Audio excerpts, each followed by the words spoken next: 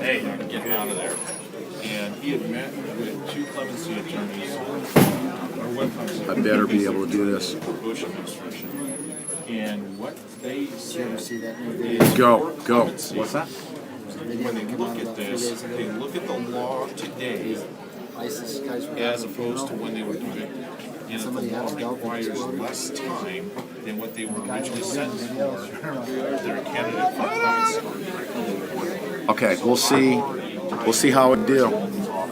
I'm gonna go inside. This is a steel building, right? My girl. Oh yes. Hey, you know what? Why don't you grab the? Can you get the laptop? Yeah, can you go get the laptop, please? No. Yeah. Please. And Is there a reason you did it? That's a good idea. yes. Hey, how are you? Until it's As over. long as it takes. Well, right. as long as we can.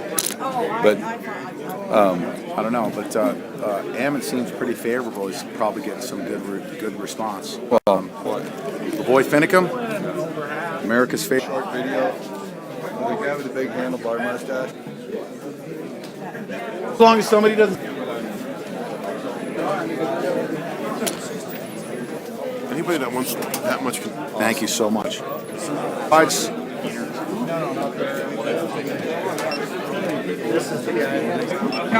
Why does that name sound so familiar? Deborah. Pete Santilli. Yeah, okay. Okay. Oh, it's good seeing you too. God bless you guys. Yeah, You gonna come out there? Especially business owners. yeah. Yeah. Okay. Then. That'll be too far away. And to the republic for which it stands. For those schools and our Amen.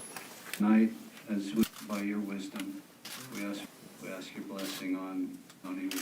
I've dealt a lot with that, but it's, the same kind of issues come up throughout 81 of those issues we're dealing with the BLM or the EPA or any of those groups. So I asked a friend of mine to come out and help us with moderating, or he was actually coming out to interview out there at the refuge tomorrow. But then Tim Smith asked me about him moderating and helping out with this, because he is not a local, so he won't know if somebody's local or not local or whatever when they call for, so there'll be no favoritism in the questioning or asking people that are calling on people who want to ask a question. So, and many of you probably know this guy because he's syndicated radio show called Loose Tales. Nebraska. It's an honor for me to be here this evening. I'm intrigued by all of the... Rick Hobine family and I moved here in '06, fall of '06. We reside out of the Druzy area, Stinking Water Creek. Some of you know the Lamb Ranch, that's us. We're the crazy people that moved here from Hawaii. Tuesday night, before Christmas, there was a call for a meeting, community meeting, and that's kind of where all this started. I went because Dwight Hammond specifically has been a friend of mine since I got here.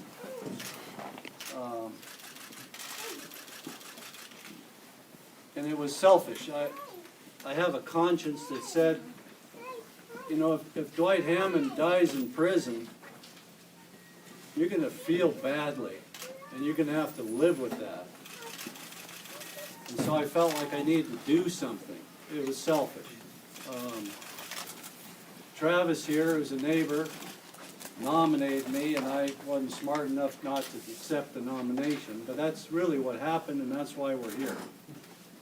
I know there's people in Harney County that are wondering how a small group that come out of a meeting that Ammon Bundy put together could possibly represent them, and that's not really what this is about. This is about a start. This is about bringing Harney County together, hearing every single voice, and going forward. And I really appreciate all you coming. And I really appreciate how it has brought Harney County together in a fashion. Not all of it positive, but I'd say 90% of it's been positive, and I'm really excited about where we're headed. Thank you.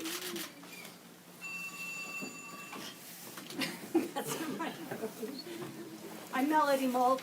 I've been living in Burns on and off all my life. Went away to Alaska to college, Africa to do some studies, but ended up right back here. My husband Louie and I raised 2 boys here, so this is home. I care about this place. I care about the people.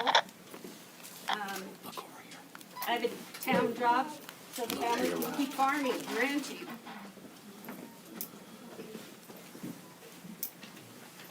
Okay, thank you. Look to your left. Rick, does your wife still want to go to Hawaii? Is it all the time, even though you lived there once?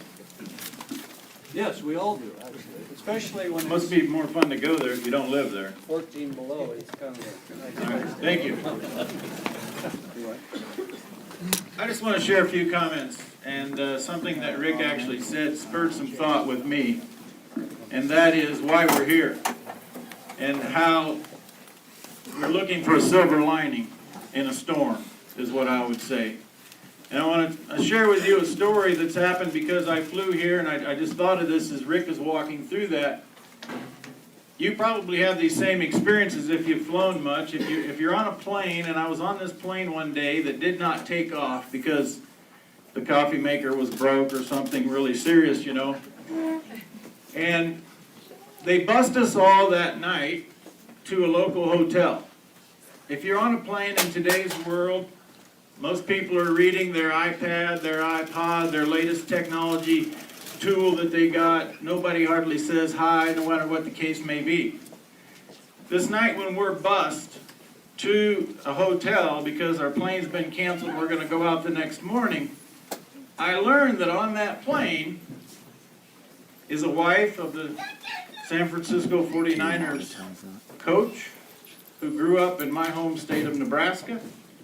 And I met Henry Wadsworth Longfellow's grandson, which I didn't know much about that, but I certainly learned a lot more. My point in that is that had we not had an incident with that plane, there's 2 people in my life that I would have not known, and there was actually 8 more on that plane. It was a Great Lakes flight, if you're asking. It was a very small plane. And the same thing has happened in this county. People who didn't know each other 2 months ago are now talking about the future of Harney County, Oregon. And that's the kind of attitude that we want to take forward. The other thing that I want to share with you before we get to the history of this committee is a little bit about me. The only thing I want to say about me is that I'm a 6th generation United States rancher from Loop City, Nebraska. My wife and I, 23 years we've been married. We have 3 girls. We raise 3 girls on the ranch every day. And the reason that I'm here, the reason that I do radio with 3 million people every day is because in 1999, I decided that people didn't know enough about where, how, and who produces their food. And I was going to take whatever it takes to educate the world about the resource providers that have been taken for granted. I had no idea that in 15 years I would be asked to speak on 4 continents, 5 times in Australia in the past 4 years, almost monthly in Canada, and in 40 states each year, all with the same question. Could you come and talk to us about how we can educate the consumers about where their food comes from? We're here this evening because we not only have consumers that don't know where their food comes from, we have lawmakers, regulators, and neighbors that are enacting regulations unnecessarily to make it tougher to do what the United States of America does better than any other country in the world, and that is convert the God-given natural resources into the human consumables in life. Food, fiber, pharmaceuticals, and fuel. Every one of those come from neighboring ranches in Harney County, Oregon, and it's not just a Harney County, Oregon issue. I did a little calculation myself because I wanted to know if all of the 11 western states with federal land were allowed to manage their federal lands at the county level like we're talking about tonight, and we manage them with local control, ranchers in those 11 states would produce 100 million protein meals a year. Because we don't have that local control, Tim. My estimation is that we're closer to 20 million protein meals a year from land that people drive on Highway 20 from Bend to Burns, and they say, boy, there's nothing out there. And the ranchers who tend to livestock take an animal that God gave us and turned it nothing into something that improves human lives daily. Food, fiber, pharmaceuticals, and fuel. So what my goal is to talk about how we can bring a greater awareness through this plane wreck, which allowed us to talk to more of our people on the plane about how we can have a better understanding. Because if we have resource providers doing what's necessary for Harney County and the resources outside of town, guess what's going to happen? Every one of these ranchers, they spend every dollar they get 7 times in the local community. I have friends that grew up in Burns, Oregon that tell me when they were kids, they're now 65 years old, everybody worked in the milling, the lumber industry, and ranching and agriculture. That, my friends, is a lot more productive than everybody working for the U.S. government. With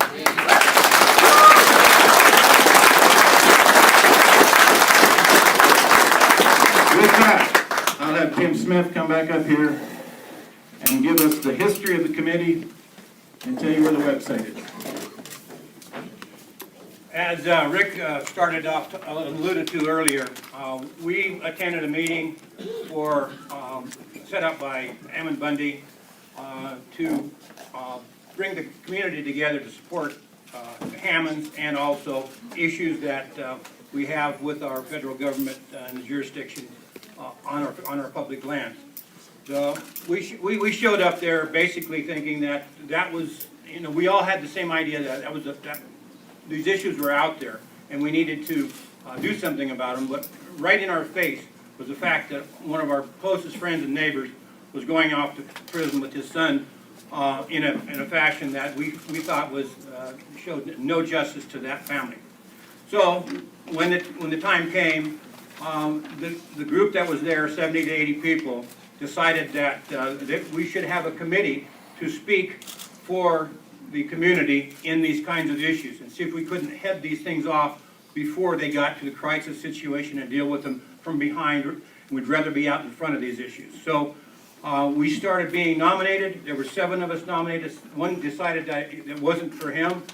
The 6 of us that were nominated were voted in by that group as basically an executive committee for the Committee of Safety for Harney County. We have since that time, and that's not been very long ago, been working our butts off trying to put together some comprehensive ideas about how we could bring this county together. What this meeting here tonight is all about is basically the economic future of Harney County and how we can make it better. So we ended up inheriting an idea a reinforced idea that maybe we can do something about this and get off our butts and organize and carry this forward. We ended up with a website that was put together by Ammon Bundy at his cost. We inherited that site. A lot of people have asked about why that site is still in Ammon Bundy's name. Is because we have shortly after the first meeting with him, we basically said, okay, Ammon, we've got your intent, we've got your ideas. We need to work with our own county to do our own county things. So we are in the process of trying to take over a website, and none of us are specialists on that. We think we have someone to come in to be our webmaster. Right now, Joan Armstead has been working her tail off to put together the stuff that we have. So we've got a website out there. It's up for everybody. It's got some of the collaterals we've got in front of you today. But go to that website and don't let the fact that it's not owned by Harney County Committee of Safety bother you, because we are the ones who've taken it over. We just have the technicalities of getting that name changed. We haven't gotten through that yet. So that's kind of where we are with the history. Again, we're going to give you a presentation tonight of what we've been able to put together to try to bring the community together. It's unfortunate that there are certain groups in this community that have a misconception about what we're here for, and I wish they would be here because it's hard to learn about what somebody's doing if you close your ears and your mind. So, for those of you that are here, please pass on what you see tonight to your friends and those people. I look out, and I don't think there's any right or wrong in this whole situation. There's no reason. Somebody asked me earlier if I thought maybe if somebody got rowdy in here, I would get angry. I said no, because all these people are my friends. We're not here to fight amongst ourselves. We're here to get together. We know people disagree with what we're doing, but we're going to put that together, and with your help, we can start this thing rolling. And I will show you in a short while what we might be able to do, and it's going to be a long, long trip we're going to be taking.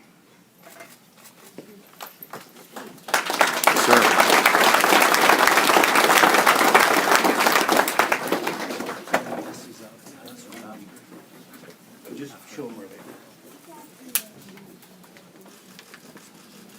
So part of what we've been doing, and let me back up just a little bit.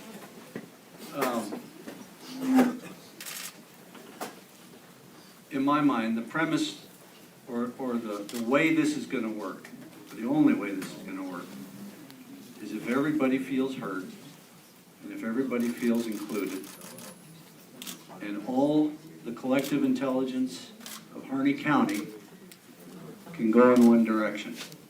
That doesn't mean we're all going to absolutely agree. Sometimes we're going to have to agree to disagree. There are cards. They're a little bigger than a 3x5 card. We put them on all the tables. Now, some people aren't going to be comfortable coming up here and speaking. Some people would be comfortable writing something down. But the point is everybody needs to be heard, right? Every person in this room is important. And I really, I can't stress that enough, and I hope I'm getting that across. It's not the loud voices, it's not the grumpy voices, it's every voice. And every voice and every person going forward. That's really, this is the first committee of safety. And where did this idea come from? In colonial days, there were people living in an area. And as they came together, that was called an assembly. So, as we look around this room, this is an assembly. It's not as big as I would hope it would be. More like what we had at the fairgrounds the other night. That would be an assembly. And that assembly would agree to put people forward in a representative way from lots of different parts, in this case, Hardy County. So we'd have people from the South End. We'd have people from Druzy and Crane. And so everybody felt that they were being heard. That's really where we want to go. These are the first people. Well, we can be replaced just as quickly as not. So don't feel like you weren't included or you're not being heard or nobody asked me. Don't go there. Get involved if you're interested. Don't get involved if you're not. Okay, what I was asked to do is we've got a few things that we've put together. And really we're early enough in this process that I'm gonna take a stab at calling these drafts, right? This is all gonna evolve. We've got 2 documents here, and if everybody wants to take one home, it's awesome. One is a resolution of the people of Harney County, which sounds pretty bold, considering the people of Harney County haven't even seen this yet. It's a shot, right? The other is possibilities on a spreadsheet that compare state and federal controlled grounds and how the revenues might be different. Those are some of the things we've been working on. Tim, do you want me to read through the whereases? No, we'll cover that. That'll be covered in the empowerment. Okay, so anyway, here's some collateral material if you want it. We've got it for you. We've got a couple hundred copies of each. So anyway, is that enough? Yeah, they can find them also. Those documents will be on the website. These documents and other things are on the website as well. Harney County Committee of Safety. Oh, They cover the committee of safety, so yeah, they put the committee of safety together. Now, these are historic terms, and that's why we're using them. Harney County Committee of Safety.org, for those of you that can do that. Good? Thank you, Rick. We'll now move into our PowerPoint presentation. Chris, you're on that. He's got the first slide up there. If you can't see those small words in the back or possibly off in right field, I'll read it for you. It says, a journey of 1,000 miles begins with a single step. By Liao Zhu, who was thought, well, good grief, China dominated all the economic markets of the day, so we better have a Chinese philosopher here at a time when 1 year makes a calf crop that works. There's never been a time that planting that one alfalfa circle worked. It was a series of steps that made it happen. And to me, walking in as an outsider to Harney County, I see that, Tim, is that the ranchers of Harney County have had to get... Okay, Chris. Okay. Here are the founding principles. We feel the federal agencies are overreaching their authority in many jurisdictional directions within our county, and also specifically with the Hammonds. Number 3, we do not speak for the Hammonds. Number 4, we do not speak for Ammon Bundy or his associates or any other advocacy groups. Number 5, we do want to unify the county for a better future for all of its residents. Number 6, we hope to work with and not against the county sheriff and his officers. Number 7, we do want the people of the entire county of Harney to be involved in the issues in front of us regarding the land use and economy of our county.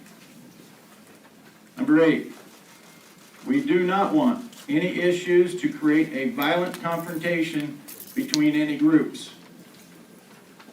Number 9, we are not involved in planned protest in Burns or the convoy from Bend to Burns on the 2nd of January 2015. 16. Yeah, that's, yeah, right here. I'd like to speak to that just real quickly. We did participate in the rally to support Hammonds. However, we were not involved in the planning of that.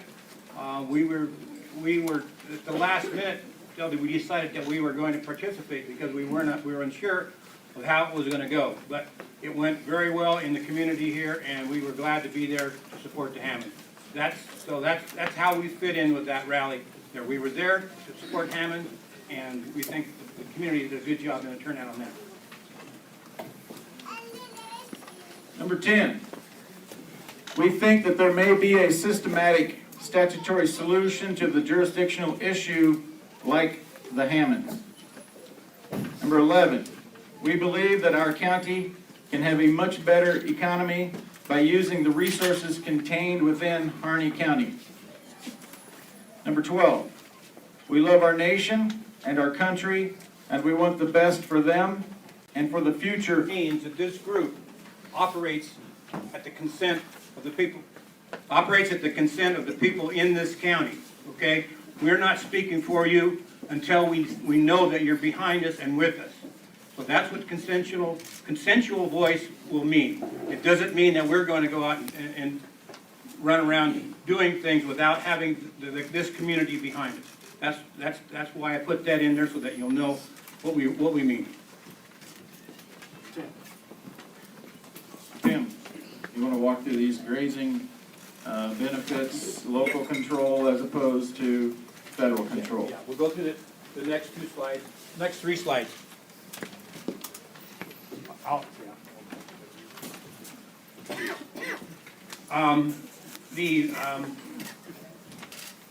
A group of, called, their acronym is PERC, put together a study in early 2015 comparing the economy and the revenues generated off of state lands versus federal lands in Arizona, New Mexico, Idaho, and Montana. In this one, on this slide here, we've got a comparison, and I'll get back here. Can you all hear me if I stand back here so I can see this too? Stretch it out there a little bit.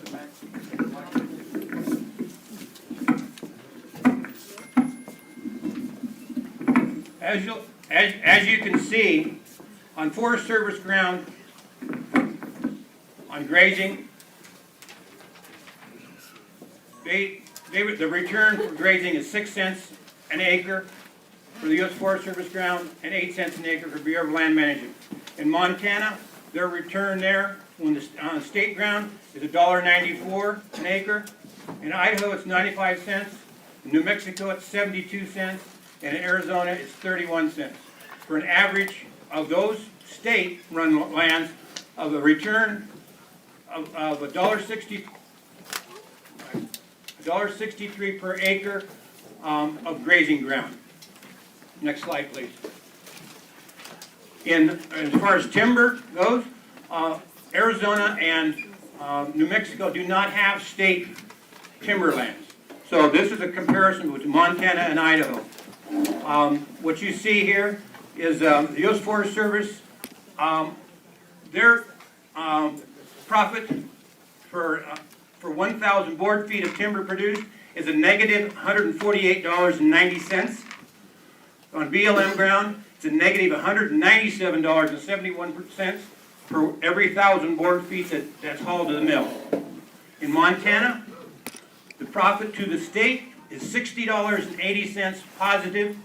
In Idaho, it's $126.13 positive for every 1,000 board feet. These numbers are not to say that, if you look this paper up and start following it through, you'll see what the intent of this was. The intent of this was to demonstrate the incapacity of the federal government to run an economic operation on our managed lands. So, Yeah, that's what I'm talking about. Yes, sir. Next slide, please. So I said about making a spreadsheet of my own, and this is Harney versus current resource management revenue potential. This is going to be on our website.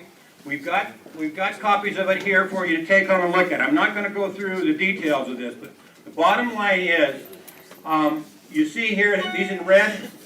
This is basically the only timber that's being cut in Harney County right now is being cut on BLM ground, and they're losing. They're actually.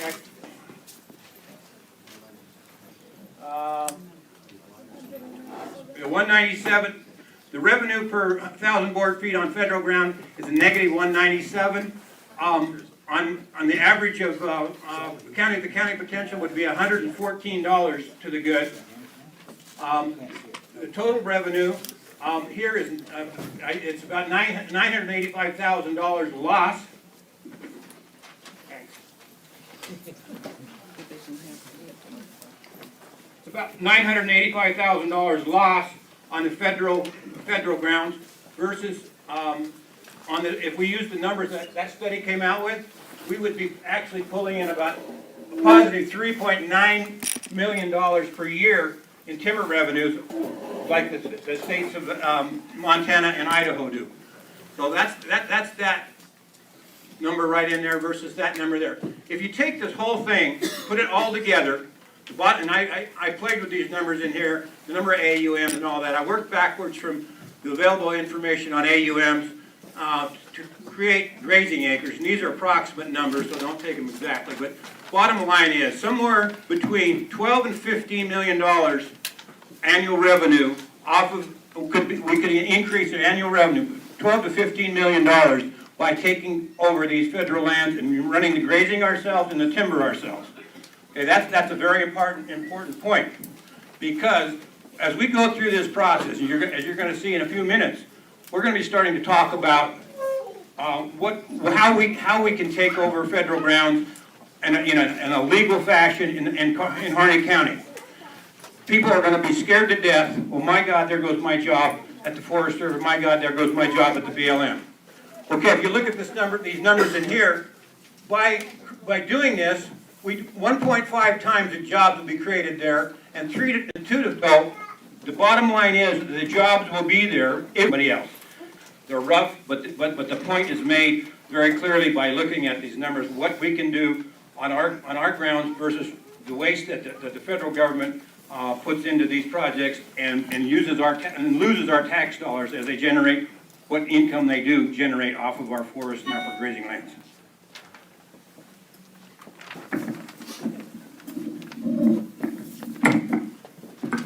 Tell you what, a guy moves into a house, first thing he's got to do is always rearrange the furniture.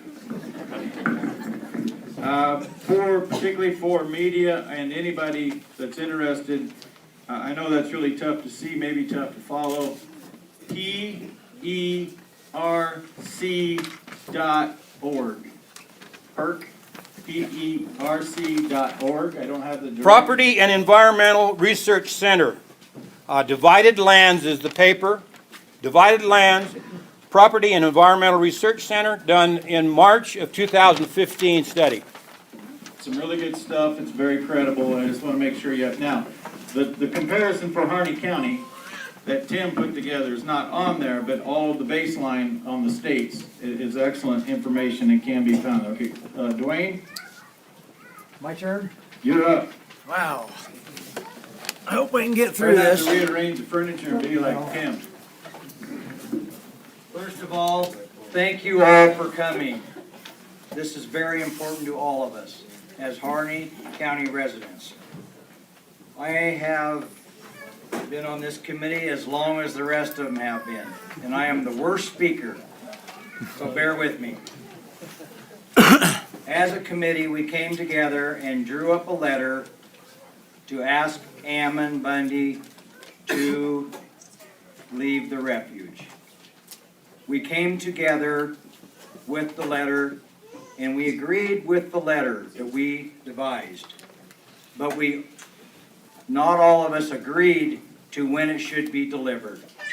So with that, I'm going to turn it over to Melody and she's going to read you the letter. And thank you again for coming.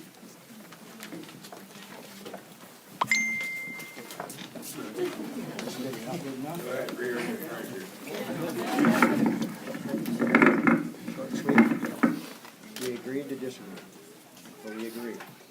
We've only been on this committee a couple weeks, and 2 weeks ago, I didn't know what a committee of safety was. So I looked up the definition, and I'm going to read it to you before I read you this letter from the Committee of Safety. Melody, step up just Use the microphone. The first Committee of Safety was formed prior to the Revolutionary War to fight the tyranny and oppression of a corrupt government and its officials, and to protect the safety, health, and welfare of the local citizens. So that's the definition of a Committee of Safety, and it's 300 or 400 years old.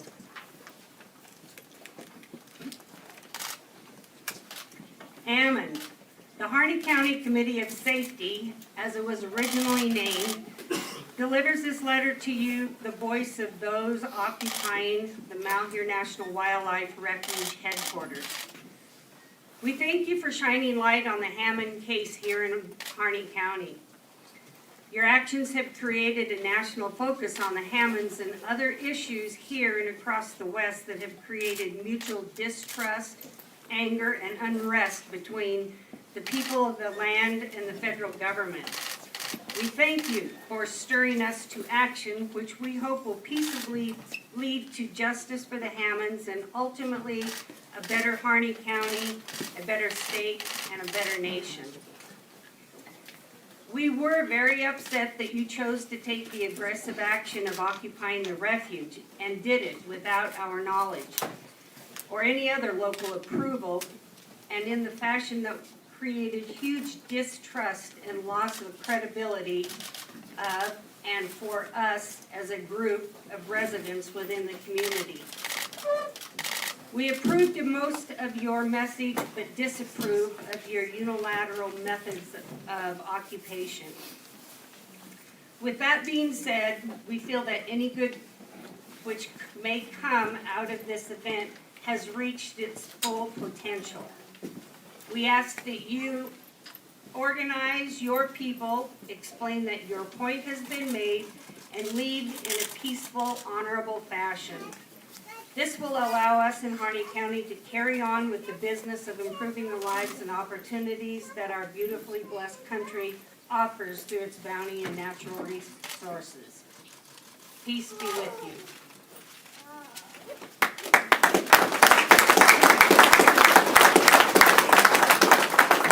Chris Briles, if you come and talk about cooperation with law enforcement.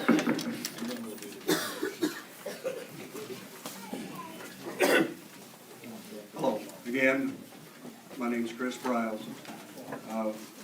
We're not here to downgrade our law enforcement in any way, shape, or form. We are not here to cause problems. We are not here to do anything against our local law enforcement. We support them 100%. We are here to help and work with these people, not against them. I want people to realize that we need the support of the community. We need the support of the people in Harney County. You need to understand that fear and intimidation does not get people together. You can't organize people in a positive manner with fear. You can't do it. You can do it with common sense and love and cooperation and an accumulation of people's ideas. We hope to be able to get your support to do that. We hope to have the support of our law enforcement people. We definitely are not against law enforcement. We are not for any type of violence. But one of the powers that the Committee of Safety has is to call on the militia if they're needed. When I heard that, I thought, I'm going to stay on this committee, because if a committee is that powerful to be able to pull a trigger of this magnitude, I'm going to be on that committee, because they're not going to pull it in my county. I don't wish for death to anyone. I don't wish for any of our law enforcement people to be in danger, or our citizens, or any of the Bundys, or anyone. I think that people can stand up and voice their concerns, whether they get along with the people in Harney County. We have no issues with the law enforcement whatsoever. We want that to be clear. Does anyone have any questions of me about this? Go ahead. 75% of this community, 50 to 75% without statistics, work for the government and are contracted not to say their opinion. That's why I feel we don't have the public supporting the hearings. I understand that. Did everybody hear her? No, we have a question to answer later. Okay, so unless there's something else? Huh? Kicking you out. I'm being kicked out. I need you to run my PowerPoint. We didn't hear what the young woman said, though. We will repeat that. She will have a first question, comment when we start, Okay, thank you. which is right after I read this resolution.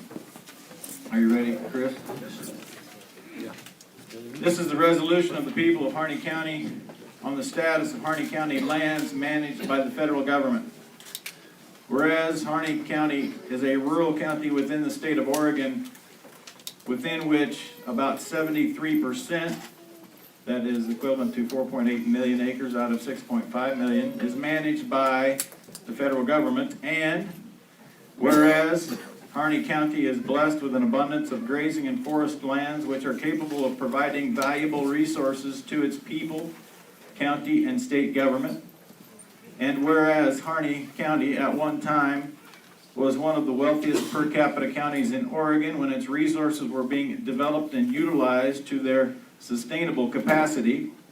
And whereas Harney County is now near the bottom of the per capita income in Oregon due to the diminished use of its natural resources and mismanagement of its public lands.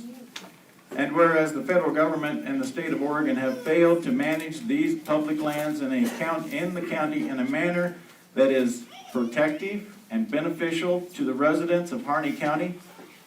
And whereas the people of Harney County, due to the county's rural and natural resource land character, are unable to sustain an economic base within the county that will provide its residents and families with ongoing sources of jobs and services without the sustained contribution to its economy from those endemic natural resources.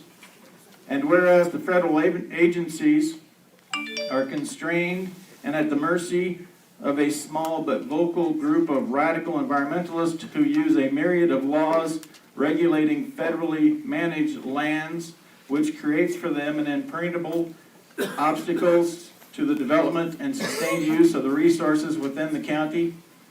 And whereas the ownership/control of those lands within the sovereign state of Oregon are held to a de facto manner by the federal government, which is in violation of the Constitution of the United States, which would be Article 1, Section 8, Clause 17, as well as being to the detriment of the best interest of the state of Oregon and the county of Harney residents. And whereas Yes, sir.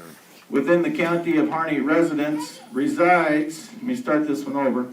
Whereas within the county of Harney resides the personnel, talent, and skilled workforce to locally manage those public lands and develop and market those public land resources in order to better sustain the local and state economies while providing a healthier, safer environment on those public lands now under federal management. And whereas, because the county sheriff, duly elected by the people, is the rightful premier law enforcement officer in Harney County and the first and last line of protection from abuses, both from private and public offenders of our laws and Constitution, and said Constitution is premier law of the land.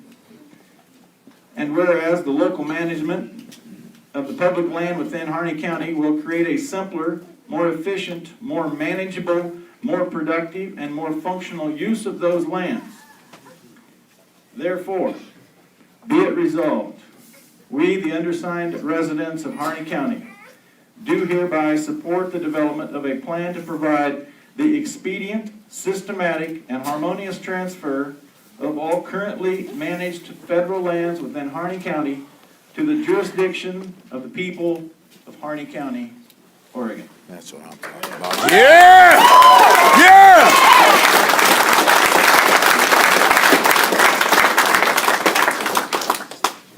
With that, we will move into our respectful discussion. Questions, comments? I would ask that you stand, state your name, where you're from. If you're not comfortable standing, asking a public question, there are cards. As indicated before, I think Rick mentioned to you, there are cards on your table. If you have a pen, feel free to write your question or comment on your card, pass it to the front. I'm lazy, and it'll end up right here. That's a good deal. And maybe you want to remain anonymous. Sir, you'll be second. Young lady, please repeat your question and state your name. I'm Angeline Kimball. I'm originally from Harney County, an Oregon brat. My grandma had a restaurant here for over 50 years, community member. My grandpa drove the railroad here. My other grandpa pulled green chain here. A lot of blood in this town, and I'm back here to support you folks. I hope that people can hear. I have family all over, and 75% to 50% of this town work for the government and have contracted that they will not state their opinion, otherwise they lose their form of income in their household. So I feel like they're not being supported because of fear, and it's really a shame. I have opinions from all over this town that aren't here today because of fear.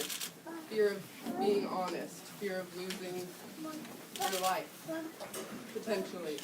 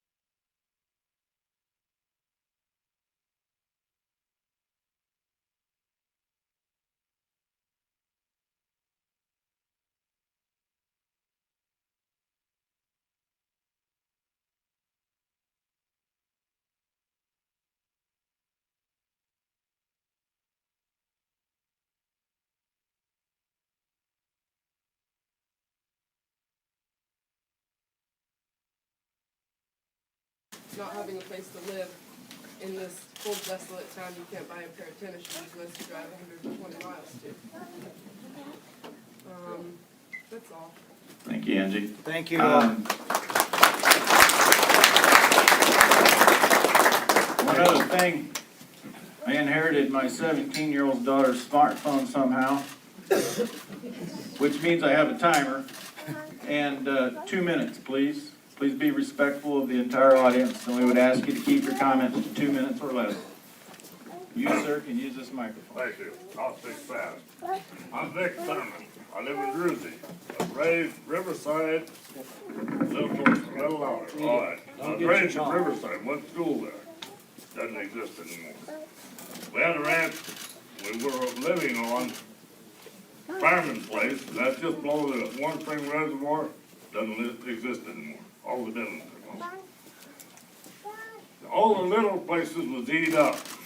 I got a whole bunch of people in the cemetery, used to be homesteaders in this country. Both my granddads freighted out of Riverside, had freight wagons.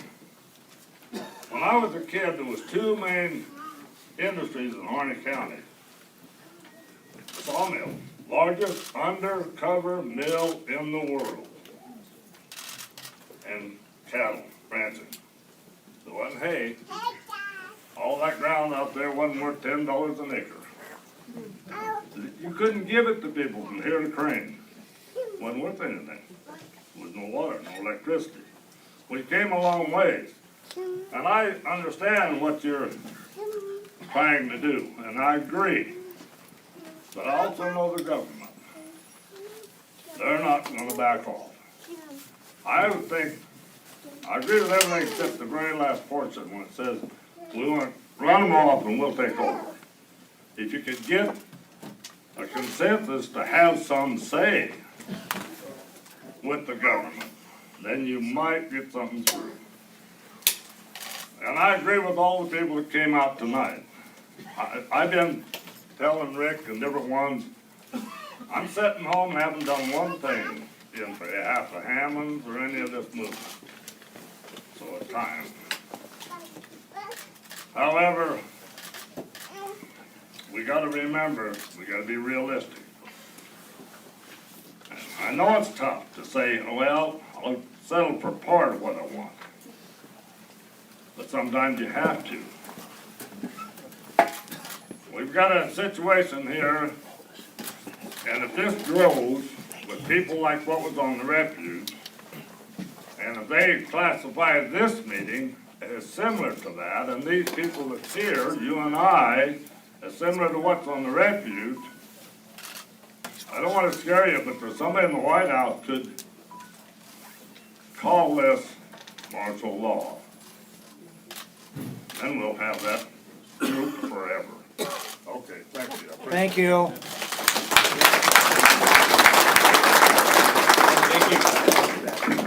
I want to address that with anyone of the committee to correct me, but I want to address both of those comments. The absolute way to deal with the tyranny, the fear that you both bring up is in this room. People show up in masses. Absolutely.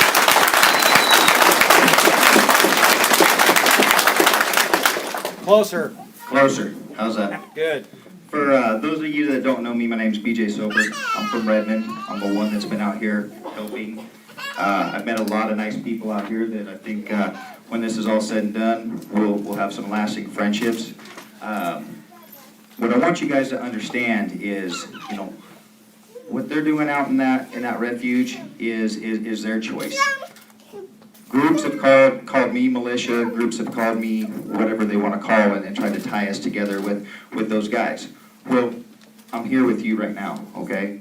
There's militia, there's people here from Idaho, there's people here from Montana, there's people here from Nevada, and other areas of Oregon that are here for you, that are here for this community and for this committee of safety, okay? So when you classify us as the militia, well, I'm no different than you. I'm just like you. I'm an American, I'm an Oregonian, and that's what I wanted to share with you, is that you can reach out to other people to help. It doesn't have to be the militia. It can be we the people. You can reach out to your neighbors in Redmond. You can reach out to your neighbors in Idaho when you need help. If I needed help, I would be happy to reach out to you guys in hopes that you would return the same favor. So, I want you guys to know that there are groups here, Pacific Patriot Network, Central Oregon Constitutional Guard, Idaho 3%. We're here to help you. You can reach out to us. We're here for you. We were the ones that set up the town hall meeting originally for these guys, not Ammon. I set that up, okay? I'm not trying to take anything away from what Ammon did, but what I want to stress to you guys is that there's others here that are care, and there's others that are here that really worry about the plight of this country. And so, if you need anything, we're here for you. You don't have to be afraid of us. We're just like you. We're your neighbors, we're your brothers, we're your sisters, fathers, mothers. Thank you. Thank you.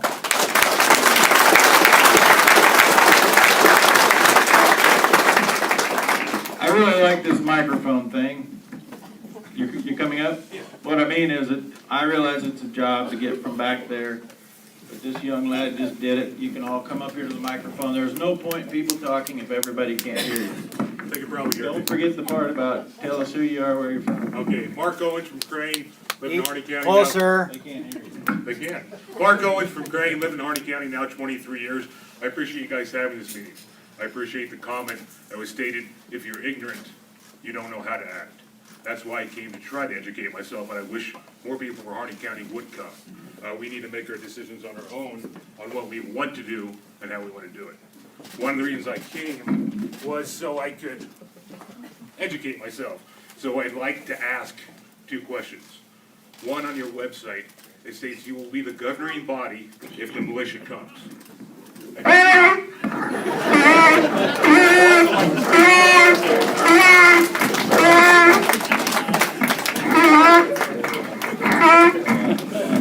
Thank you. Thank you.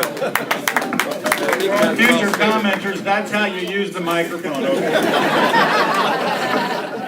And I don't expect answers right now, we can have a discussion later, but on your website it does say you will be the governing body if the militia does come.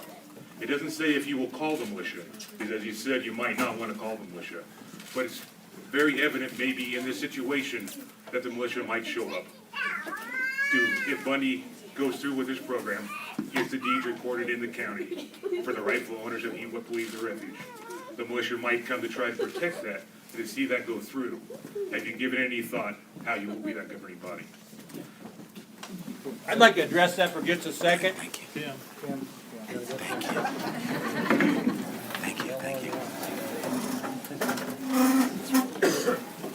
What we have proposed is to put together a plan. Ammon Bundy has a plan. We do not necessarily go along with what he wants to do. That is an opportunity, maybe, if we get the community behind us. We can evaluate his plan versus other plans that we may come up with. But let's not be confused here. We're not throwing a plan at you. We're asking you to help us make a plan. There's a whole lot of difference there. What he has in his mind, and he's worked on it a long time, he has a plan he thinks will work. We do not know if it'll work or not. What I'm saying here is that the plan that he has is his plan. We are going to develop our own plan. We've told him that. So we'll hope that clears it up. We do not have a plan on the table. We have a request to build a plan with this group here in this community. Thanks, Tim, I would encourage you. I'll ask my So question later. to finish that, the way it's supposed to work is you have the assembly, as I said before, which is who is here. The assembly puts forth the committee of safety. The assembly comes together, puts this committee of safety up.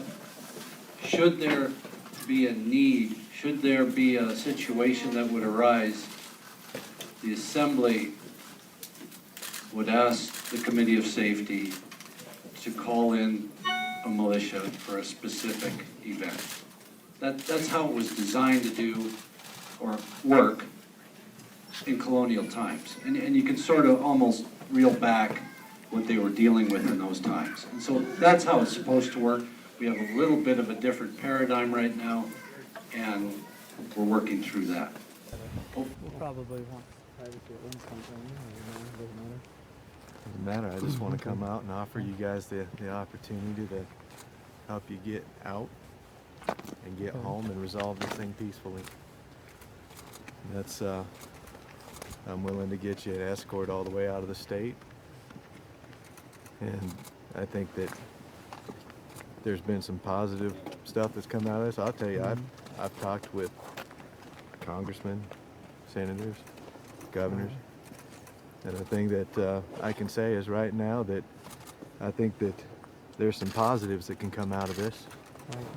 And I think that the people of the county are excited about working out issues that that come from government overreach and that.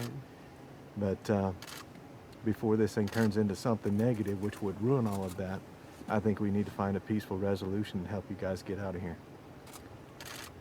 I know that I got about 100 kids myself, so. Yeah, we're here for the people of Harney County. We're here because the people were ignored, and we got how many hours and letters and redresses and so forth that were not even recognized at all. There was no response at all, and it's like, what do you expect the people to do if they're bringing up legitimate concerns?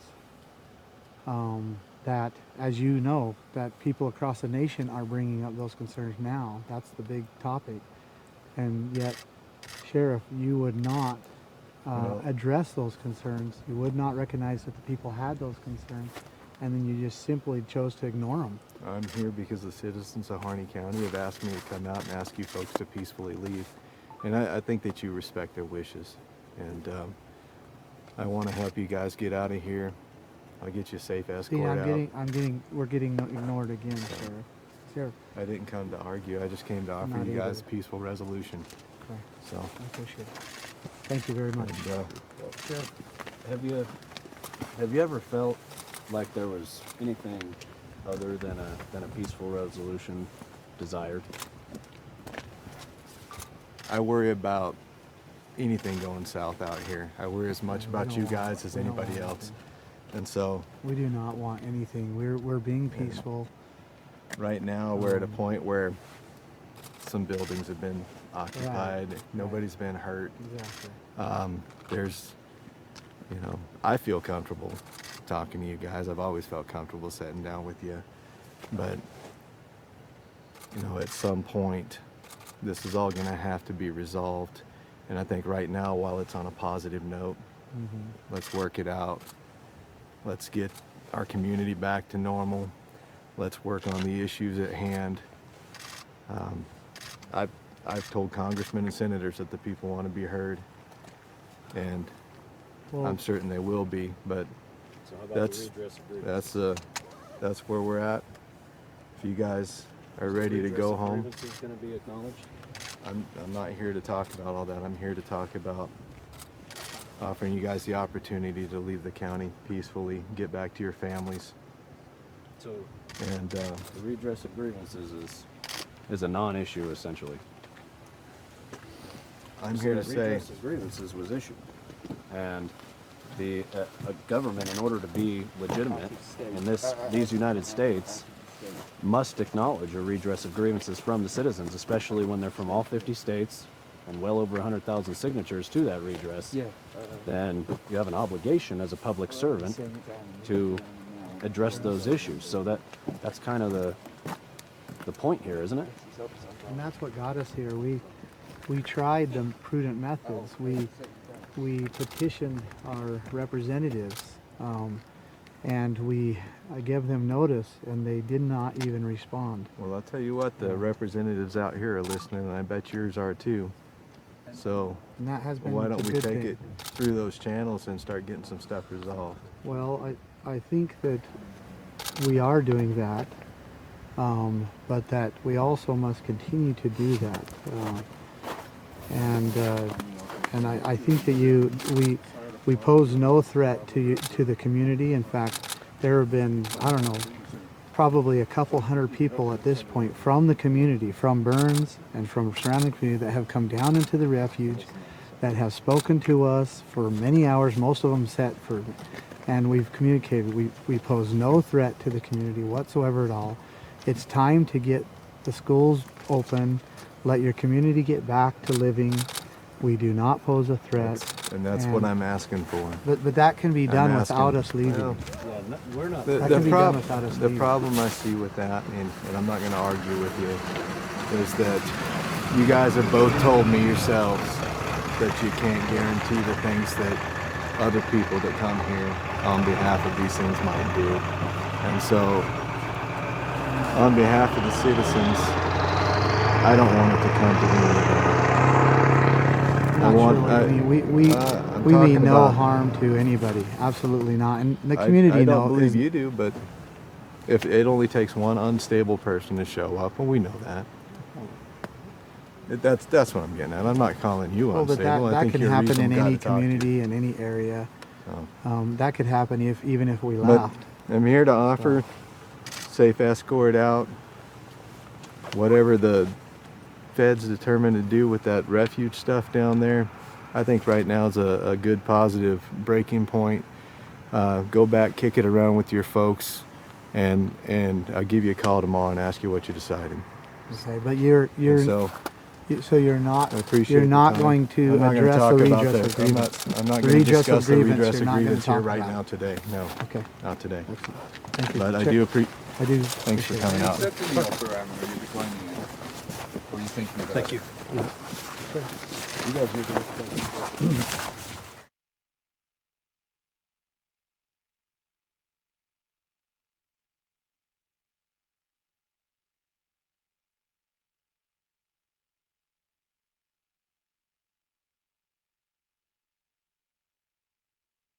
This is a breaking news alert. What's up, everybody? Gary Franchi here, Next News Network. Curious development in the Oregon standoff, the Oregon occupation by the Bundy militia. A video posted by Vice News reveals a secret meeting that was just held earlier today with Ammon Bundy and the sheriff of the county. And what's interesting about the video, one, I mean, first of all, it's unlisted, so I will have to link to it. And I wouldn't upload it to the channel here; we get pinged.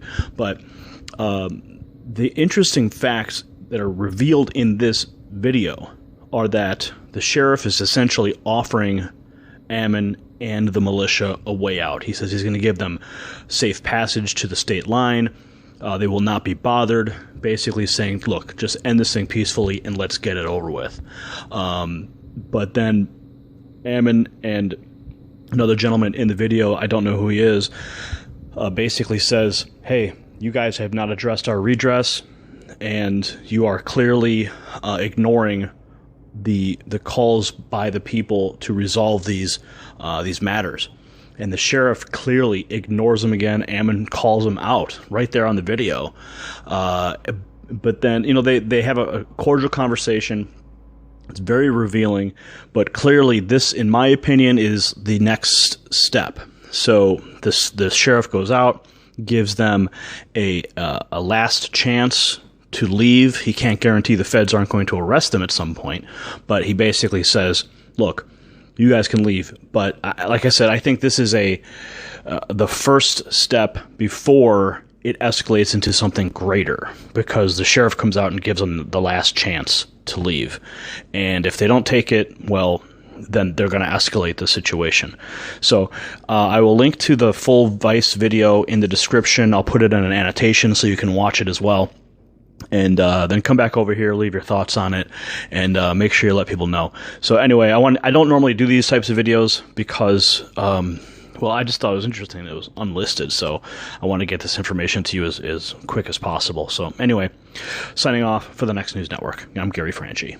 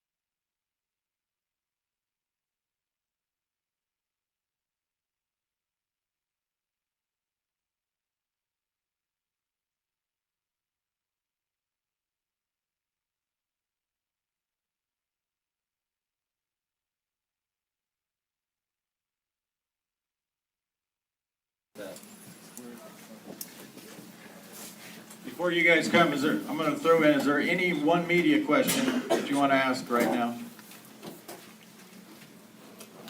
Quiet media. I saw you first, sir.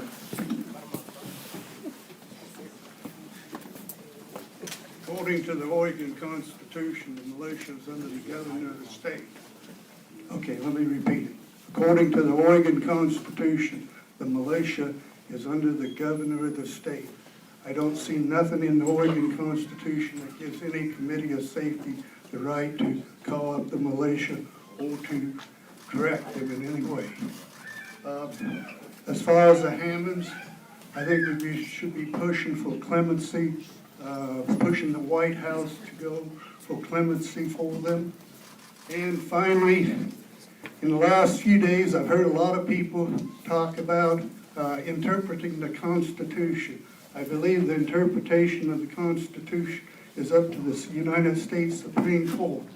And if you don't think in the last 220, 30 years that they haven't interpreted the property clauses of the U.S. Constitution, then you guys haven't been reading too much of law, because they have did it a number of times. As I'm going to repeat something here, I hesitate to say it. It's a saying. Opinions are like blank, blank, blank, hole. We all have one, and most of the time they stink. And that's what I got to say for most of what I've heard about the interpretation of the Constitution by people in these meetings. Thank you.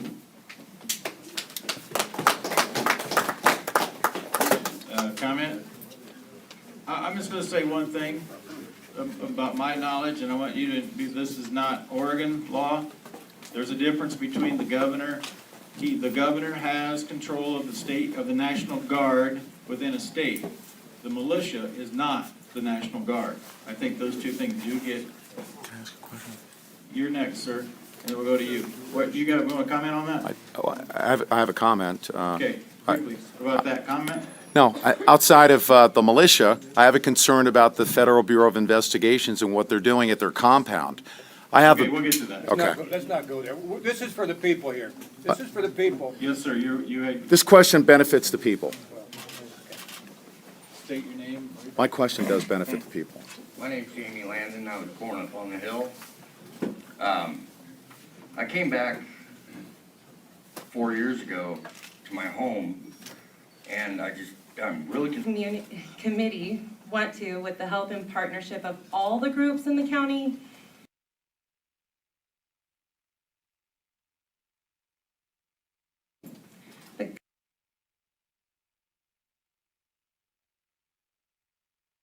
Opinions are like blank, blank, blank, hole. We all have one, and most of the time they stink.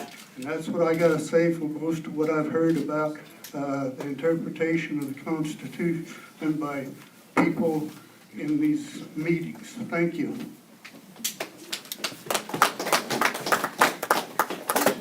Comment? I'm just going to say one thing about my knowledge, and I want you to be, this is not Oregon law. There's a difference between the governor. The governor has control of the state, of the National Guard within a state. The militia is not the National Guard. I think those two things do get. Can I ask a question? You're next, sir, and then we'll go to you. What, you want to comment on that? I have a comment. Okay, quickly, about that comment? No, outside of the militia, I have a concern about the Federal Bureau of Investigations and what they're doing at their compound. I have. Okay, we'll get to that. Okay. Let's not go there. This is for the people here. This is for the people. Yes, sir, you had. This question benefits the people. State your name. My question does benefit the people. My name's Jamie Landon. I was born up on the hill. I came back 4 years ago to my home, and I'm really confused. committee want to, with the help and partnership of all the groups in the county, including anyone on any side of this issue, the tribe, the government, every aspect, want to work together to use this rare spotlight on Harney County and ranching industry to try to make some of these changes that people are wanting. Absolutely. Absolutely. The General Assembly is this community of everybody. That's what they are. That's the General Assembly. We want everybody involved. What side they are on, because I know at some point in time, the right will come out here. Great. I also have one other question. Have you guys looked at the model of Grant County as something for a starting place where they have the coordination efforts with the county and the federal government?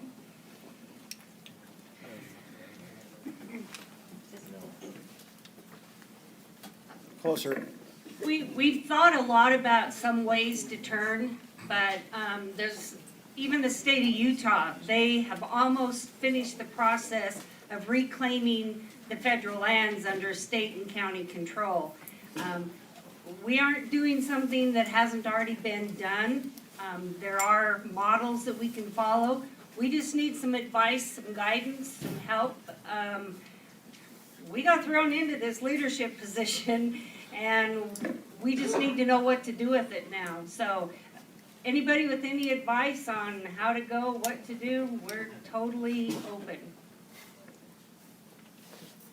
Can I just say one little short thing? I'm hoping we can all try to get our voices heard so we can try and prevent this from happening to anyone else also. I really want to try to get the Hammonds out of prison with all of you. But even if we can't stop there. Like the man said before me, this list is going to keep getting bigger. We have to make changes. Good job. You.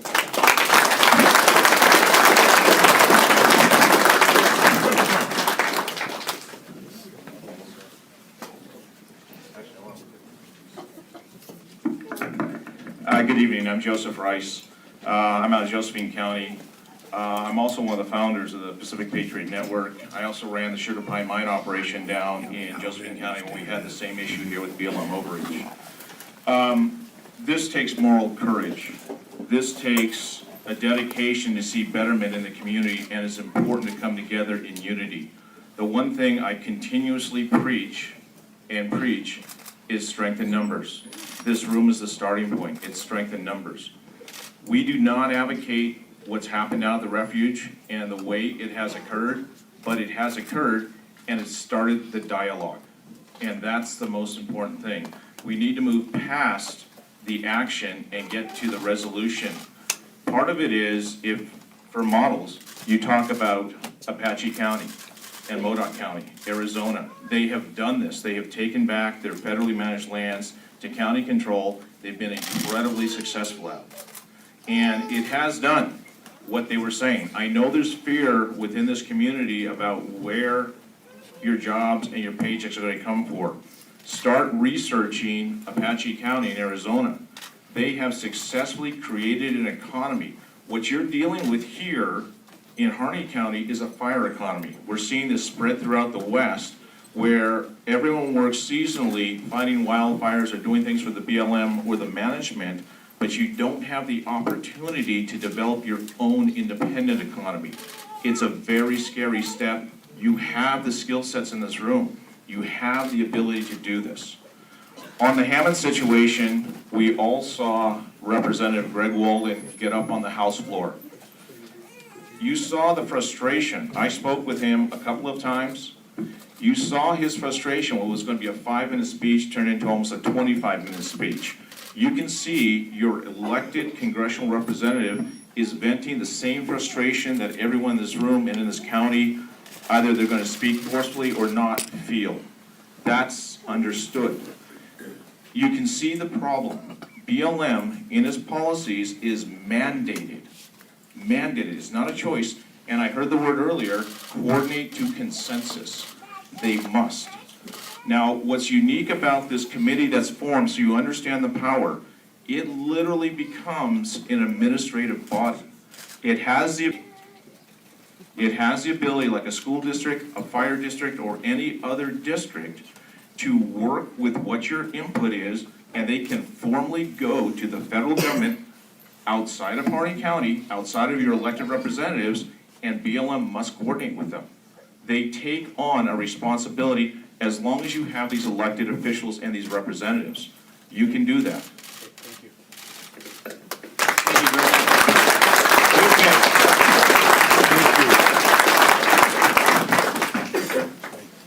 Brandon Barron, I'm a 25-year local business owner.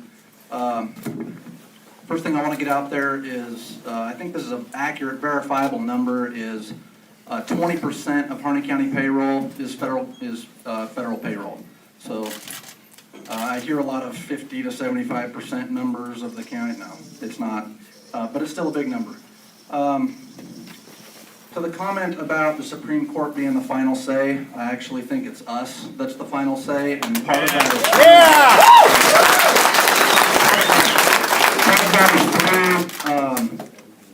what's been taken away from us, what was taken away from the Hammonds, their right to be judged by their peers here in our county. We have the right of jury nullification, and I think that needs to be used, but it's been taken away from us. To speak to some of the federal lands issues, I think one place to look, I'm not saying it's right, wrong, or indifferent, it's just it's a resource, is the ALC, the American Lands Council. They're the outfit that's really pushing the Utah deal. I've talked to Ken Ivory and a couple other people in their organization over a year ago. I've spoken with Apache County officials over a year ago on multiple occasions, talking about what they did using coordinating agency status. Baker County, I think, just recently took up coordinating agency status, and as far as I know, they are the first county in Oregon to take that. That's all I have. Thank you.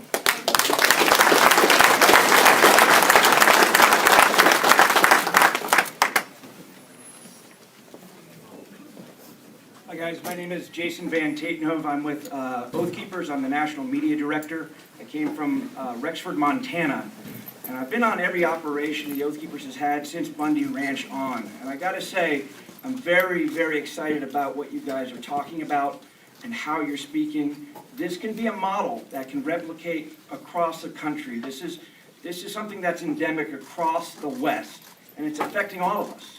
And if we can figure it out here, this is what we try to get local communities when they're having these problems to do, is to act for themselves on a local level.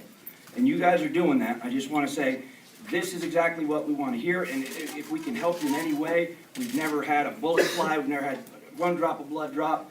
I go to these things with a camera and a microphone. I never bring a gun. But I just want to say, you guys are doing the right thing. Keep the courage up there, and make this a model for the rest of the country.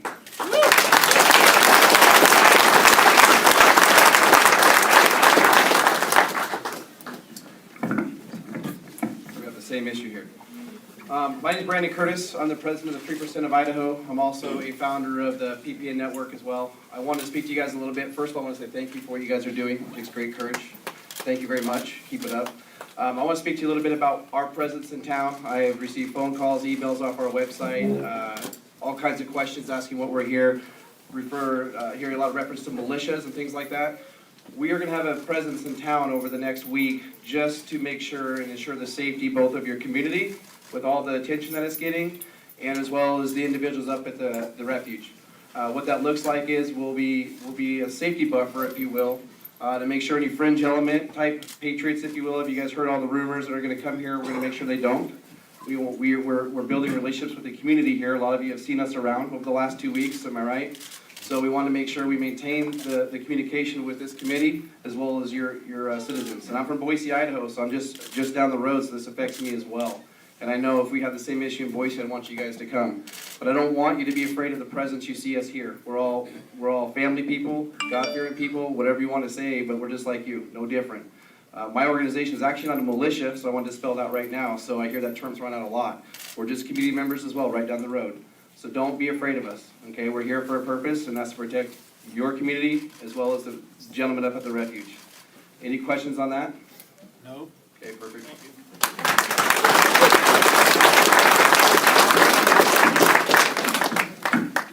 My name is George Wilbur. I'm a Harney County resident from July 18th, 1949.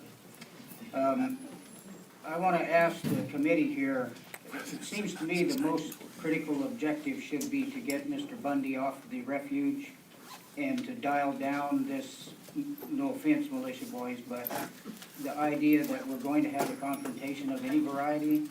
The last thing that I want to see is my little town to be the bloodshed place where that all goes down. That, to me, is your guys' our number one objective. Secondly, these federal folks up here at Lincoln Junior High, they don't take prisoners, and we all know that. So the first thing we need to do is get them out of town along with Bundy.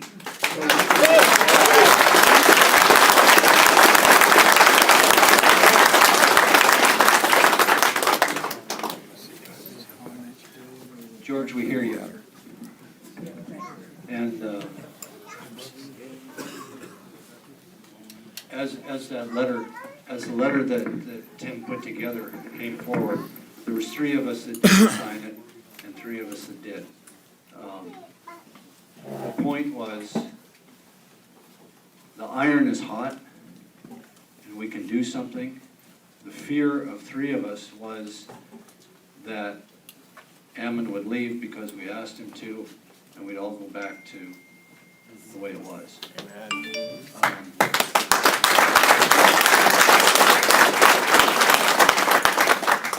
And it's selfish not to do that because that would keep everybody more safe.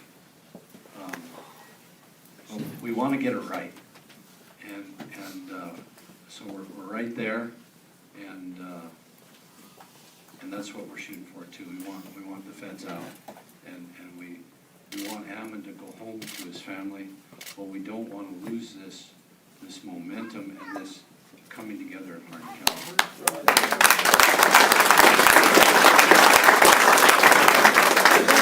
Extreme restraint from a very reliable source. That the feds have showed. George, what did you say? That the feds have showed extreme restraint from a reliable source inside the organization. Okay. Young lady? No, they're not. They're freaking doing it covertly. I'm Erin Maupin. I'm a rancher. My husband and I own a ranch in Riley. We were talking about the economy of the county and how this would enhance the economy, which I completely agree. But I want everybody to know that not only the economy would be enhanced, the environment would be enhanced. And I want to explain that just a little bit. We have wonderful people that work on the ground here in Harney County, from the ranchers to the farmers to the BLM employees to the foresters. We all know what to do on the ground level. Now, these radical environmental groups have used the fear of litigation in such a way that it's tied the hands of these good, hardworking, on-the-ground people, whether it be the government, scientists. We have scientific proof that a lot of things can be done to help sage grouse, to help different species, to help the ecosystem as a whole. We've got all this scientific information, but yet we can't use it because of the fear of litigation. And I want people to know that from around, around the state, around the country, that this not only would be an enhancement to the economy, but an enhancement to the environment. And I want everybody to remember the last words that Dwight Hammond spoke to us as a community before he left, when we were marching. He said, "This is not about me, this is about our country." And I think we should all remember that.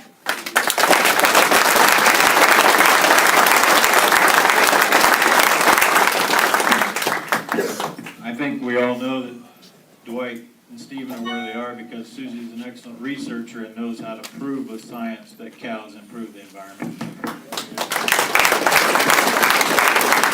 Cowboy in South Florida, South Alabama, Northern Idaho, and now I'm here. Right? And I have seen this everywhere I have been. The overreach of the government, the overreach of these small community governments that move in and get their power and think they can lord over everybody. This is not just a Harney County problem. It is nationwide, from the Pacific Ocean all the way to the Atlantic Ocean. I can guarantee you that because I have seen it. We need all of these people that are coming in here, from the Bundys to the gentleman back here for the 3%.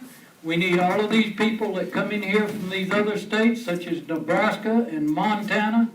We all need to stand together. If we don't, they're just gonna laugh at us.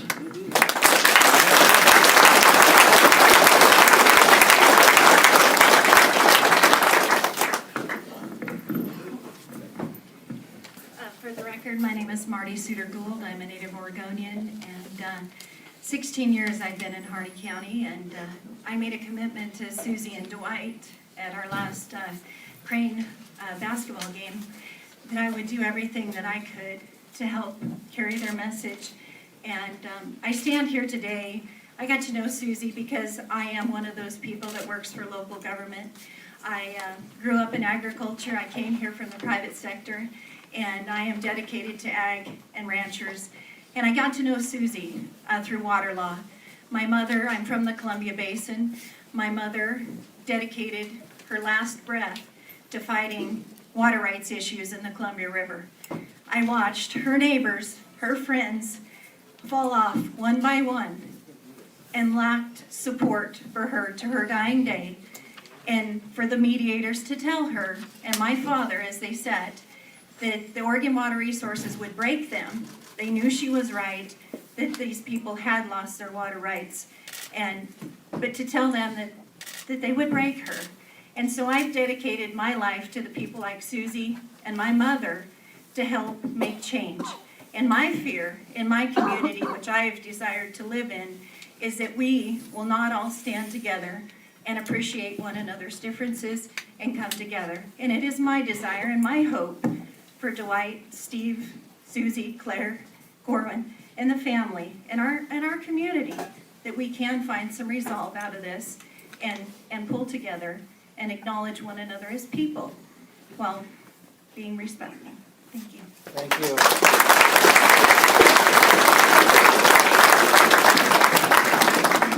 While this young lady's coming, did any of the end tables have cards that I can collect up? Okay.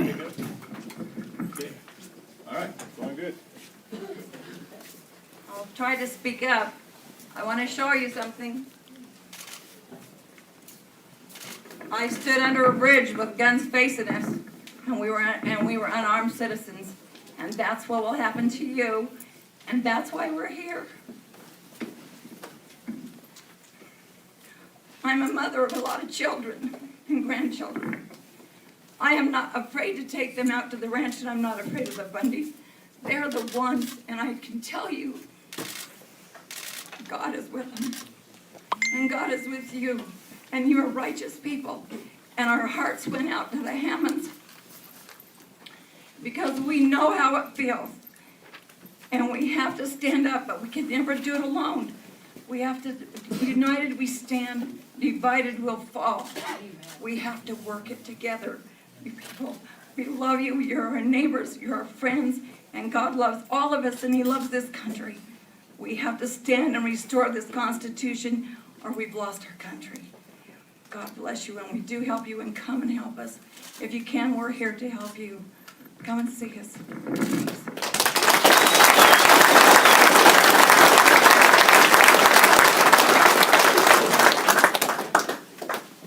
My name is Pete Santilli, and one thing that I've learned through this experience and talking to the community members is that people are now learning what the true authority is of a constitutional sheriff. I've heard that time and time again.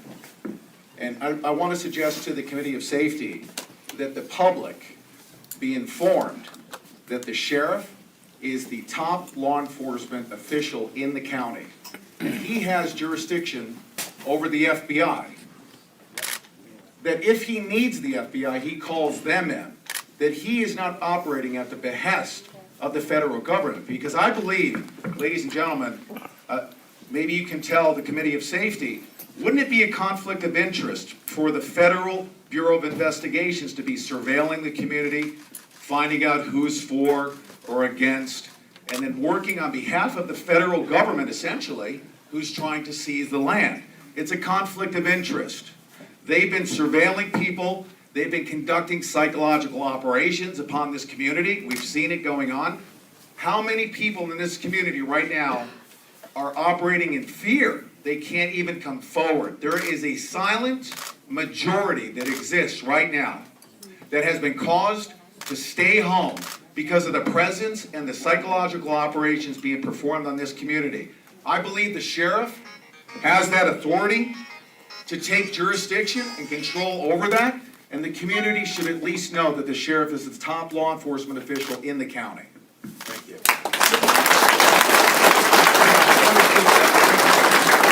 I can do, Tim, come here.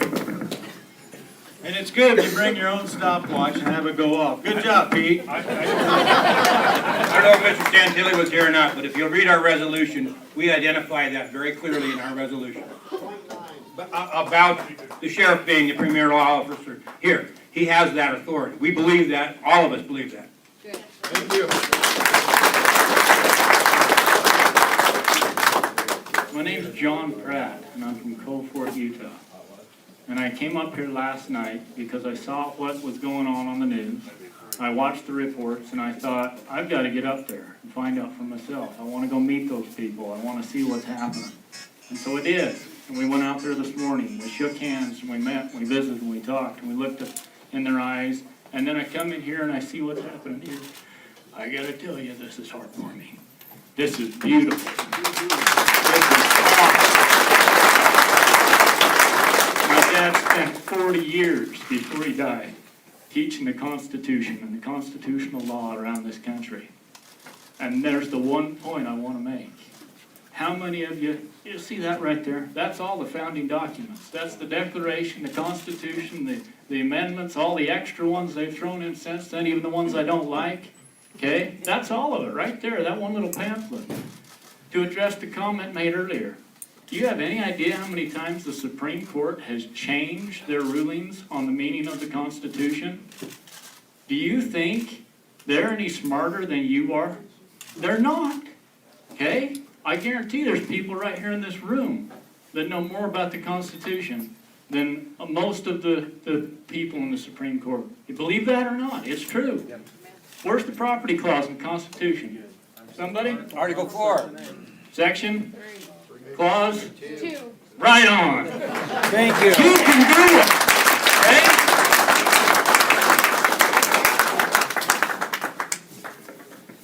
I think my counting book's bigger than your Constitution. You guys are doing excellent on time. Thank you.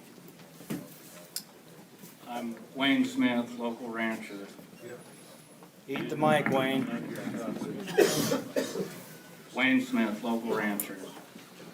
I think Bundy's are waiting to see this before they leave.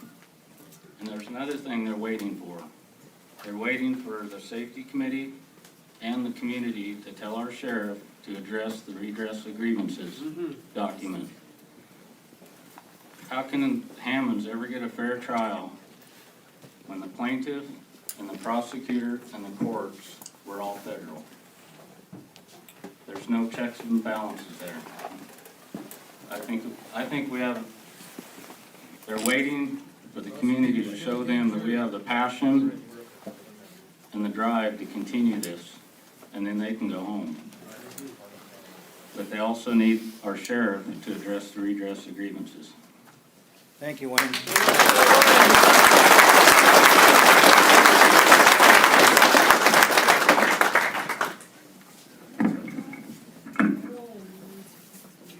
Thank you. My name is Chris Wilson. I'm a born and raised Oregonian. I'm friends with the Hammonds. I would like everybody that hasn't signed the petition to have them released. I'd like to have everybody that hasn't signed the petition to have them released to do so and to pass it on to your friends, because that's the only way we'll have them released. There's only one way, and we all have to sign that, and we have to pass it on. Otherwise, they'll stay there while we sit here and we talk about it. Thank you. Yes, sir. Do you want to address that, Tim? Yeah, before that gets away, we have that petition on our website. So no matter who you think owns that website, we put that on there. We would like you to go to that, print it out, and use that petition. So, and if you can't get it on if you don't have capacity to do the internet, find somebody in your neighborhood that does, have them print it out for you and use it that way. There's all kinds of people. It's on the board. And this is the information from it right here. Question to that right there. A lot of people here don't even know how to work a cell phone in Harney County. I brought that up. Talk about email. Hold on. Everybody's gonna get a chance. You got a petition, get out where I can write my name on it. But you have a granddaughter that has a smartphone that's probably green or pink. They can go on there and do that. So I knew that was gonna be the issue, that this is at whitehouse.gov is where this petition is. But you all got kids, grandkids that can make that happen. Or great grandkids. Or great grandkids. All right, next up. About the petition, I noticed today that there's a second one started now from somebody, not the Burns, the guy in Burns started one. It's got 8,000 some odd signatures on it. There's a second one that looks pretty similar to this right now that's been started from somebody from Arizona or something. Don't get them confused. I don't know whether, maybe the guy that started the second one has good intentions, but don't divide and conquer ourselves. Very good, thank you. Make sure it's this. Whitehouse.gov is where the ones that you need to sign. All righty, I'll see if I can do this thing. Closer. My name's Pat Hollicker, and I spoke the other night at the town hall deal. And my phone has been ringing off the hook from ranchers that, excuse me, I'm not comfortable speaking in front of people. That's so all right, hopefully dude. You guys can understand that. Don't worry about it. There's a lot of folks out there who are scared, and they're scared of their government. This is America. We're not supposed to be scared of our government. Yes, sir. These ranchers, I can say conservatively, there's at least 60% of them that would love to stand up, but are scared of the repercussions from the BLM. That's a lot. That's not being reported in the news. They're reporting that, the town of Burns is against what the Bundys are doing. I have yet to hear that from the ranching community. That's not what I get. When I'm a silversmith by trade, okay?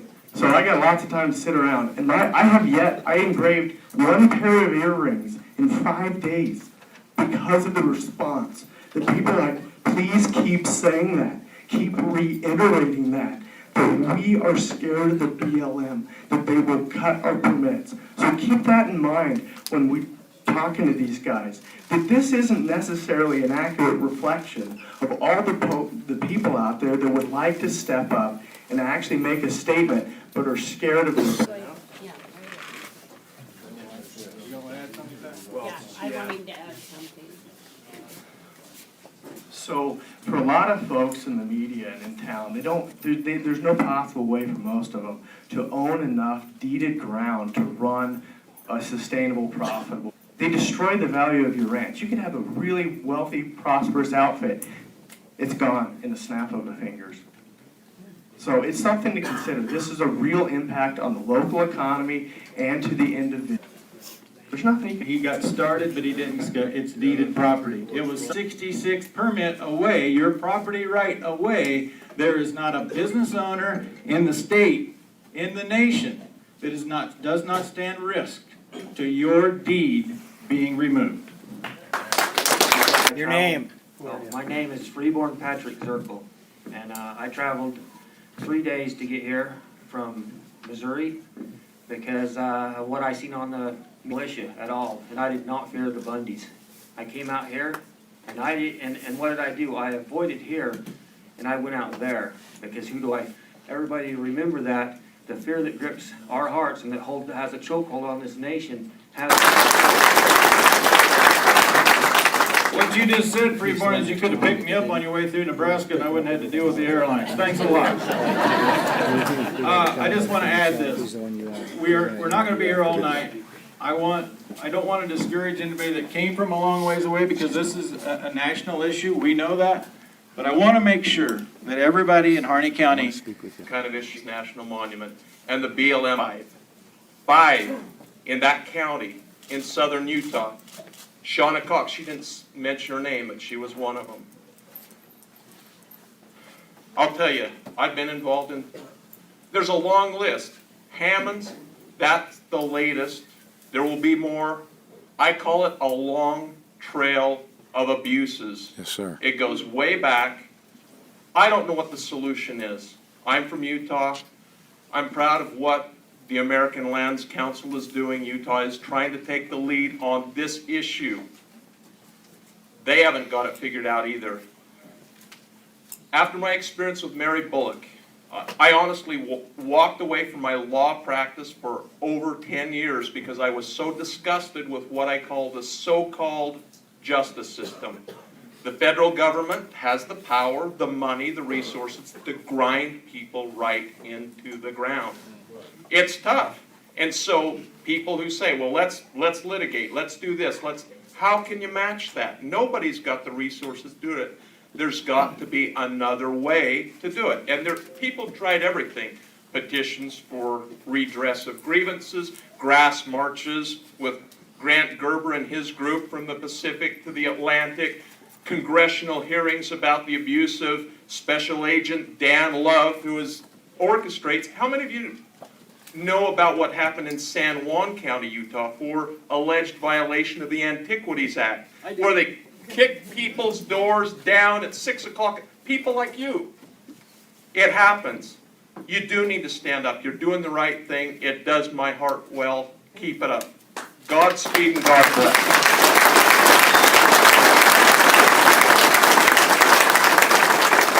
Never would have guessed I'd have to cut the attorney off. How you folks doing? My name's Brandon Rapola.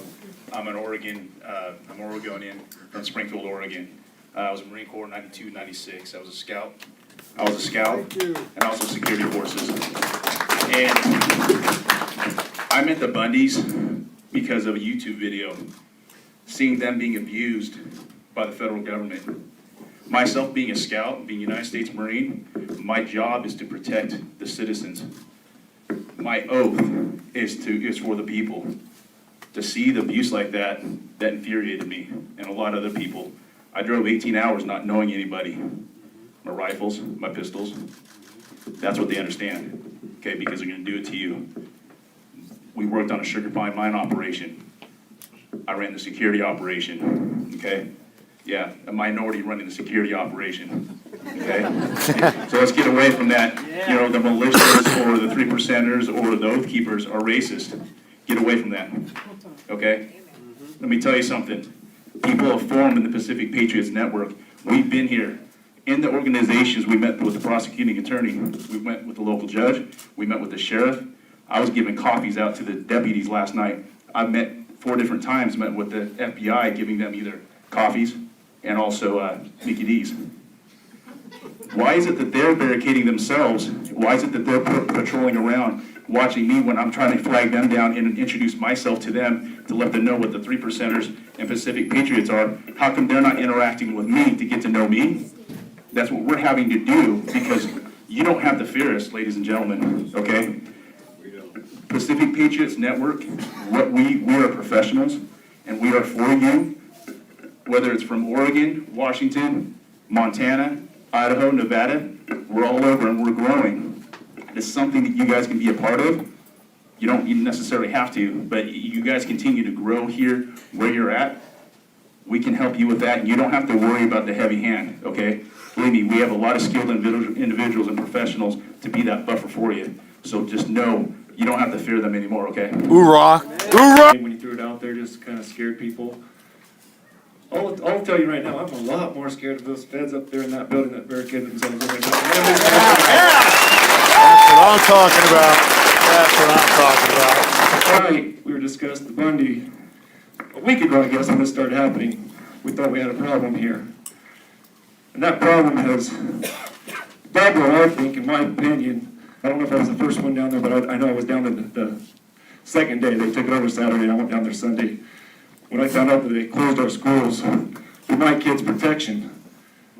And Monday, I told my wife to take the kids down there on a field trip, the first day that they were kicked out of school. And so, my local, but my federal government that I was, to go visit a terrorist group, so-called. You guys are pissed. Thanks, Blake Shelton. Since I was 2 or 3, I don't remember.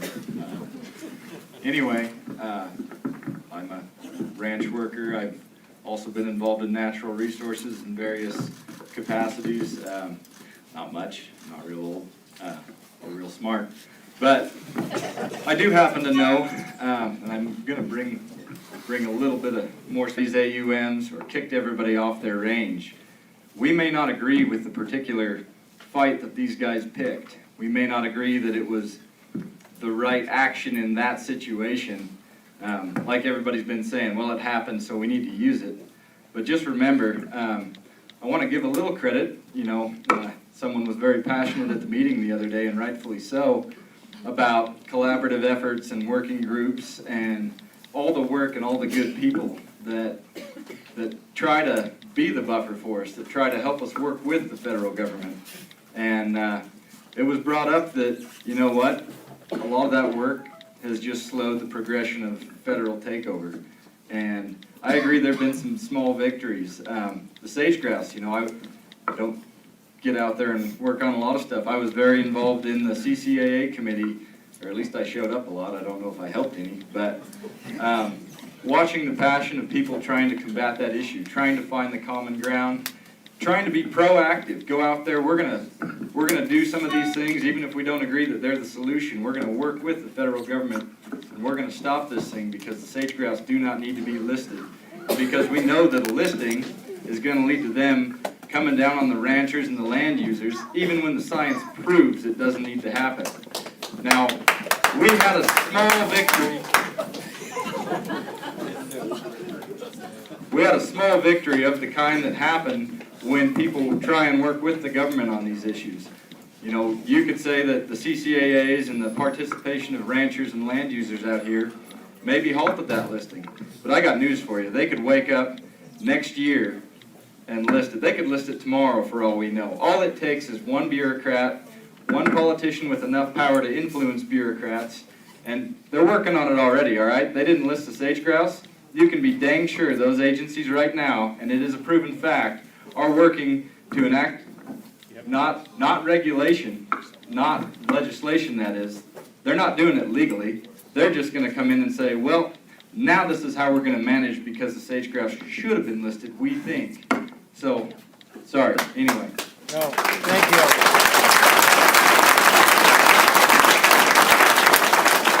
Two more. Just to make sure our media friends understand what he just walked us through. An endangered species listed by the government puts restrictions on land use. The U.S. Fish and Wildlife in the last 6 months said there's no reason to list the sage-grouse as an endangered species. And yet they said, but we're going to use the restrictions on land anyway because it seems like a good idea. Thank you. Closer. I'm Jimmy O'Hagan. I'm a cranberry grower from up in Washington State on the coast of Washington. I grow wetland plants in wetlands. I learned about regulate technology that the wheels fell off the wagon and they're trying to help put the wagons on back. And it's not what's happening. They're in front of a snowball. It's consuming all of us and they're trying to slow it down. Hopefully we can make a couple bolts and we can slow that down. Up in Washington State, I got involved when the federal government came in and tried to make the wetland or the Elk River Natural Resource or Natural Preserve. They wanted to hold all humans out of the area because they thought they damaged the area. It was an area that my family had hunted and fished in for 4 generations.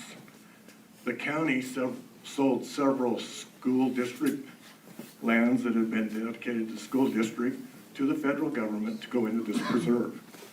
I put my foot in the door of the commissioner's office and I said, wait a minute, I want the same deal as you gave the Indians. I'm sorry, but I'm native.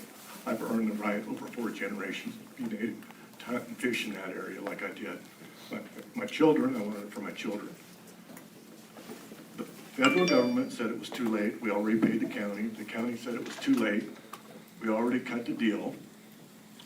We stood up at, I wanted to start by thanking you people from Harney County to allow me to come here and share my knowledge. I didn't come with guns. All I came with my knowledge. And I want to really thank you guys for allowing me to do that. What happened with the Elk River Natural Preserve area is we changed it to the Elk River Conservation Area. And we put the schools, the high schools in charge of the land. I think it was a little over 50 million acres, huge area. The schools are managing the timber resource in the area, and the fishing, and it helped the harvests of the timber sustainable. The students are learning how to do this. They're going out and participating in it, and they're learning how to do this, and it helped build 3 of the new schools in our area. And that's all I got to say. Thank you.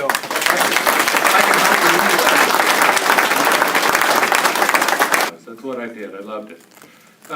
There was one thing that was always the same.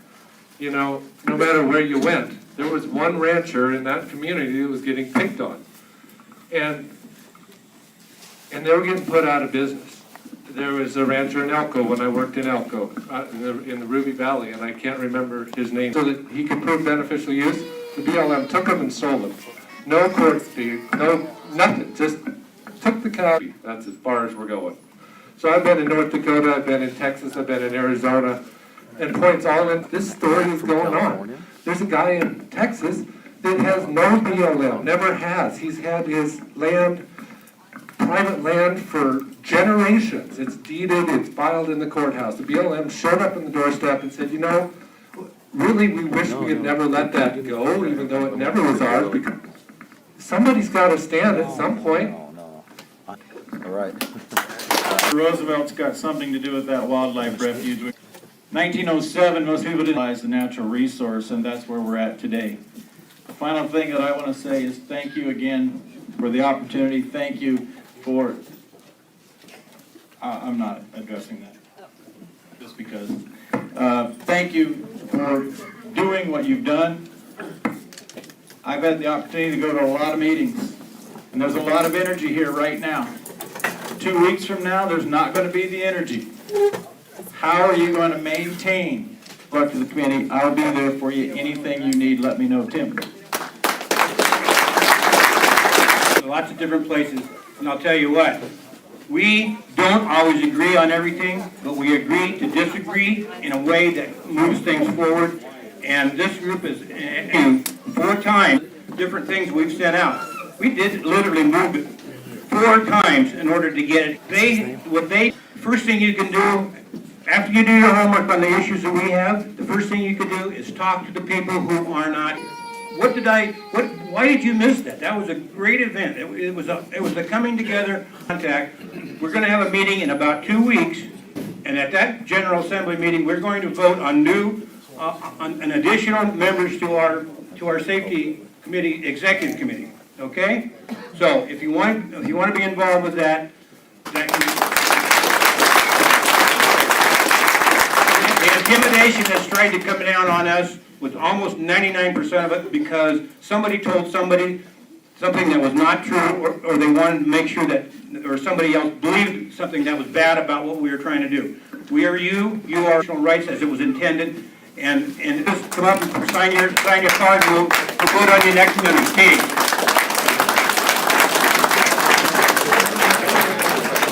Are you taking media questions? Am I taking? Yeah. Do you mind if I just ask you a couple questions? Do you mind? Batteries are low. Well, I noticed you became very uncomfortable when I asked, I wanted to pose the suggestion that the FBI be kind of pushed out a little bit, allow the community members, because I see that I agree with that totally.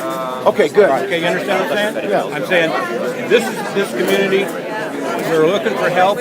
We don't want opposition. We don't want to get distracted. It's not our. Yes, sir. And I guess my main concern was, on behalf of the community, just making sure that there wasn't outside interferences like that from the FBI, because they have a simple question: who was the plaintiff against him? Did the court and did the sentencing? All 4. Is that sound? And I wish you the best of luck, sir. And I'm going to try to do everything I can to support your efforts. Thank you. Okay. You can do it to me just. Yes, sir. Don't let them do it. I want to say thank you for so much, because one of my questions was going to be, if we... Excuse me. Hey. One of these times real soon, I need to talk to you. Okay? Okay, what are we... On my Facebook, in regards to militia and stuff. And how good they're doing. Oh, yeah, they're doing a great job. I mean, just like I told them, I've been in every city. We're gonna talk to the sheriff, that's one of the next things, but we need, we're 6 weeks. We need these people to speak with you, you know what I'm saying? Voice the 6 people, you too. Trying my best, you know. You know, that whole You show us. that's a big deal. Get Then we know how many people we got. Then we know what's in our boys and here, and it would make all the difference. You know, I didn't want to spin off and say, well, but you know what?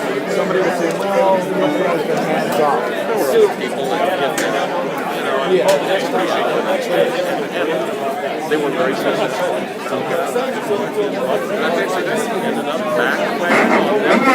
One more thing, if you've got the resolutions in front of you, one of the ways to know how big our voice is going to be is how many people we can get to fill out sign the resolution and give them to us. There's nothing binding in that legally, it just shows that you're supporting us, so we then can take that and sign the resolution sheet.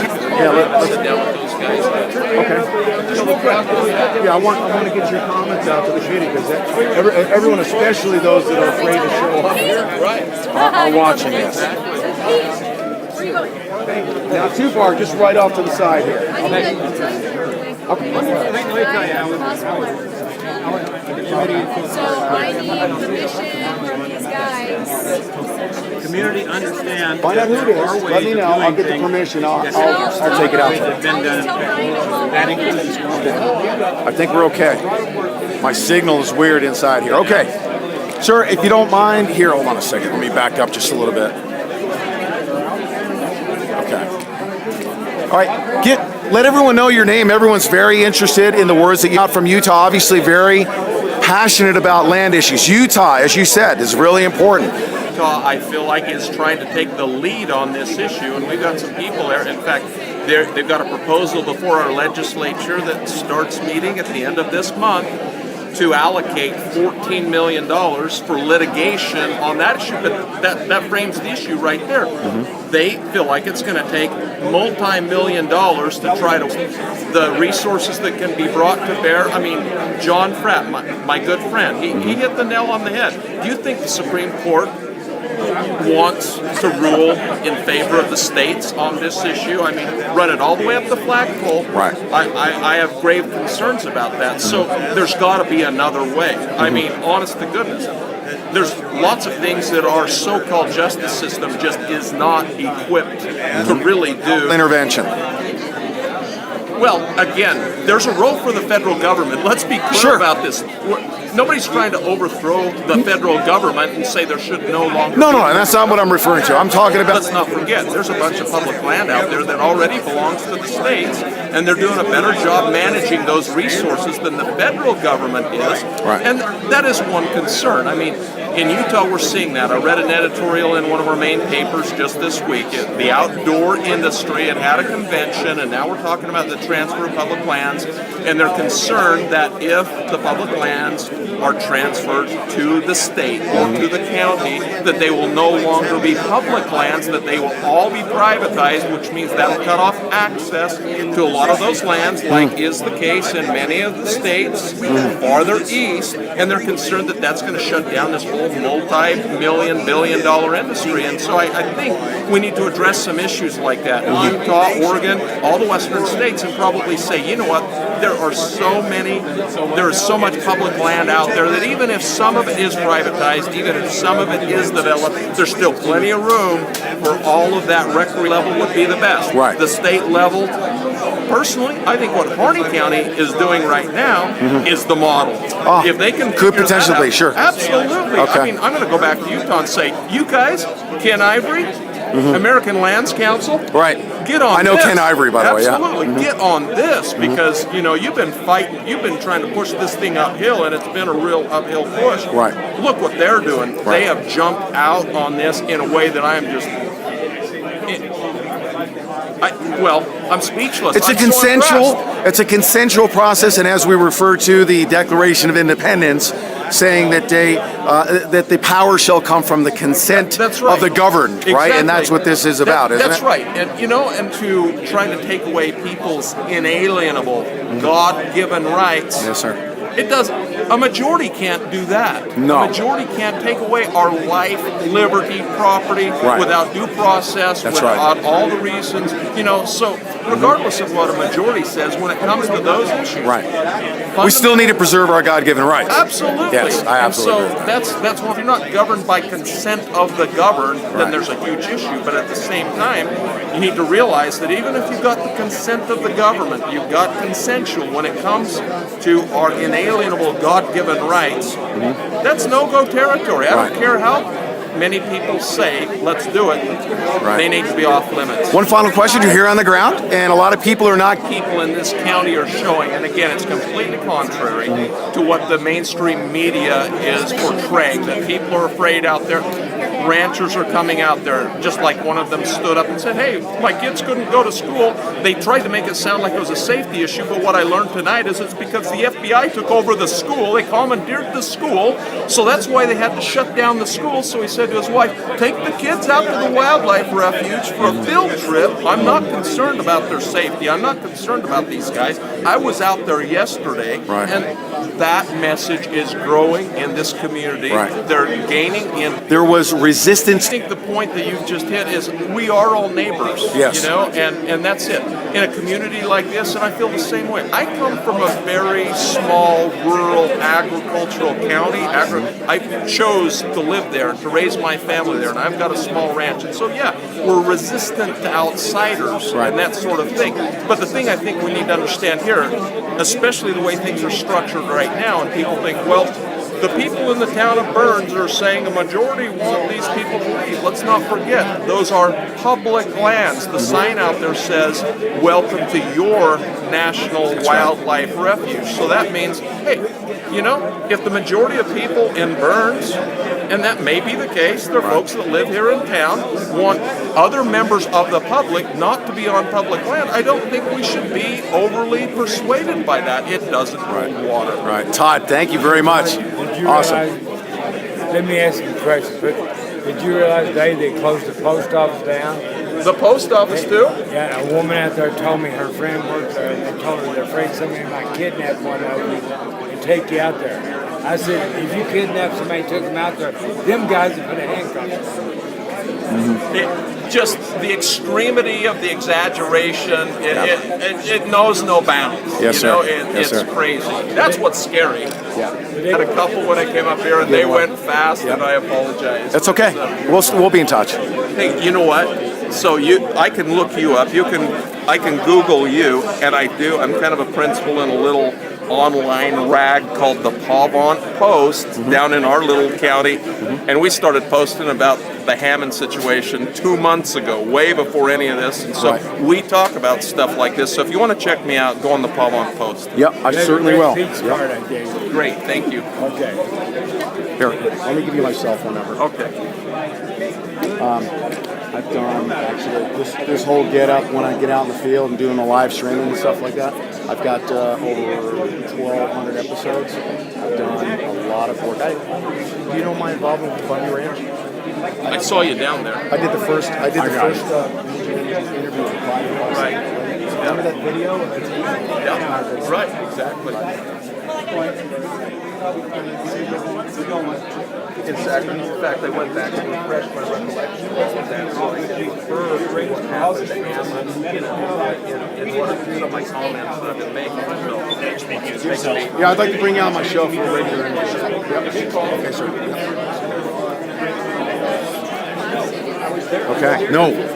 Oh, absolutely not. I'd like you to tell those guys out of the refuge, and I'm going out there myself, to tell them not to leave the guys, okay? Not good job. You guys are on the right track to the point of just. Yeah, I will relay that. I will relay that.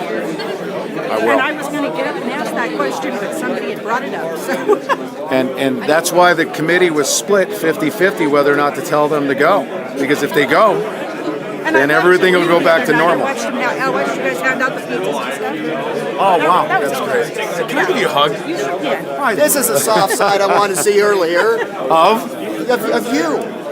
Oh, I am who I am. And if you're trying to change that, I'll freaking crush you. Hey, let me ask you. Know what I mean?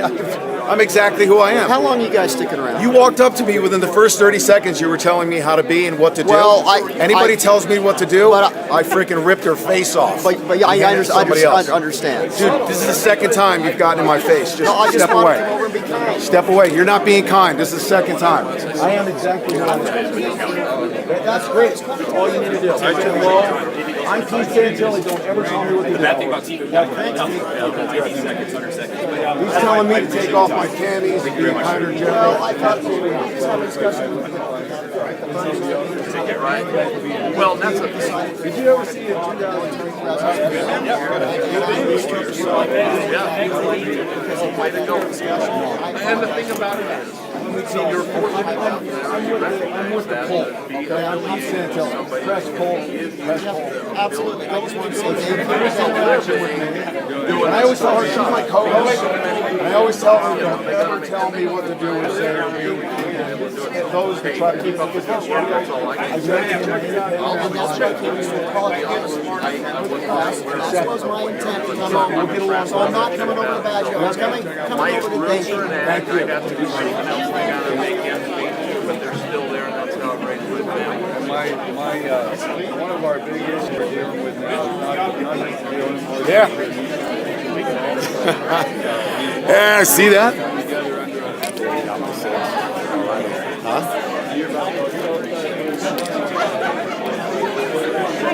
I gotta stick up and kind of dig for it. He's a new sheriff, you know, and I gotta say he's 10 times better than the last son of a bitch we had.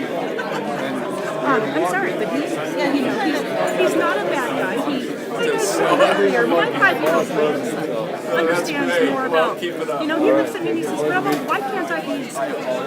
These people aren't here. Our community's being stupid. And this is coming from a Well, we were talking, I don't know whether you picked this up or not, but the consensus, talking to the people that we've gotten, that's okay, talking to the people that we've gotten to know, right? They're saying nothing was accomplished. That it was a good old boys, pat on the back, they had a different woman up here. Good old boy, pat themselves on the back, we're going to fix this, but not one of them was great enough to hold the sheriff accountable for what what's going on here. Because ultimately, the sheriff and law enforcement, even though they're great people and everybody realizes they're great people, they allow the targeting, and as long as these people come up here and they pat the sheriff on the back for being a good old boy, and everybody's still afraid to say anything, nothing's going to change. They want to push Bundy out so that they can get back to normal and they can walk away from this and get mired in bullshit. This guy right here, this guy right here, when I was talking about the FBI and making sure the public's educated, sheriff's authority, he goes, we're not going to talk about that. I'm like, what? Hold on a second, don't do this. I told these guys up front, don't push me away with that issue in front of the community. The community needs to benefit from that discussion. Don't you want to know your sheriff is the one that calls the final? I do. He can tell the FBI to leave. You know that, right? He should. And he should. And I didn't want to force the issue, but public disclosure is really, really important. I personally. Go ahead. Keep talking. I need to get a drink of water. We're not, but thank you. Just hold it. Thank you so much. Okay, thank you. And you know what? And when I'm not, walk up to me and say Santilli, because you know what? I am the outsider, right? No, so if I'm saying the wrong things, huh? Yes, I took them. Here, hold this for a second, because I need to say hi to someone. But don't be afraid to let me know. Okay? Thank you. And then it's because they will physically lose their jobs because they work for the DO. Would you mind down and get it? Yeah, exactly. Yeah, absolutely. I would love absolutely. I want to. How can I get it? Well, it was supposed to be delivered to you out there yesterday. Okay. But if it wasn't, I will deliver it tomorrow myself. Okay, great. Okay. I'd love to. There was progress because they had a meeting.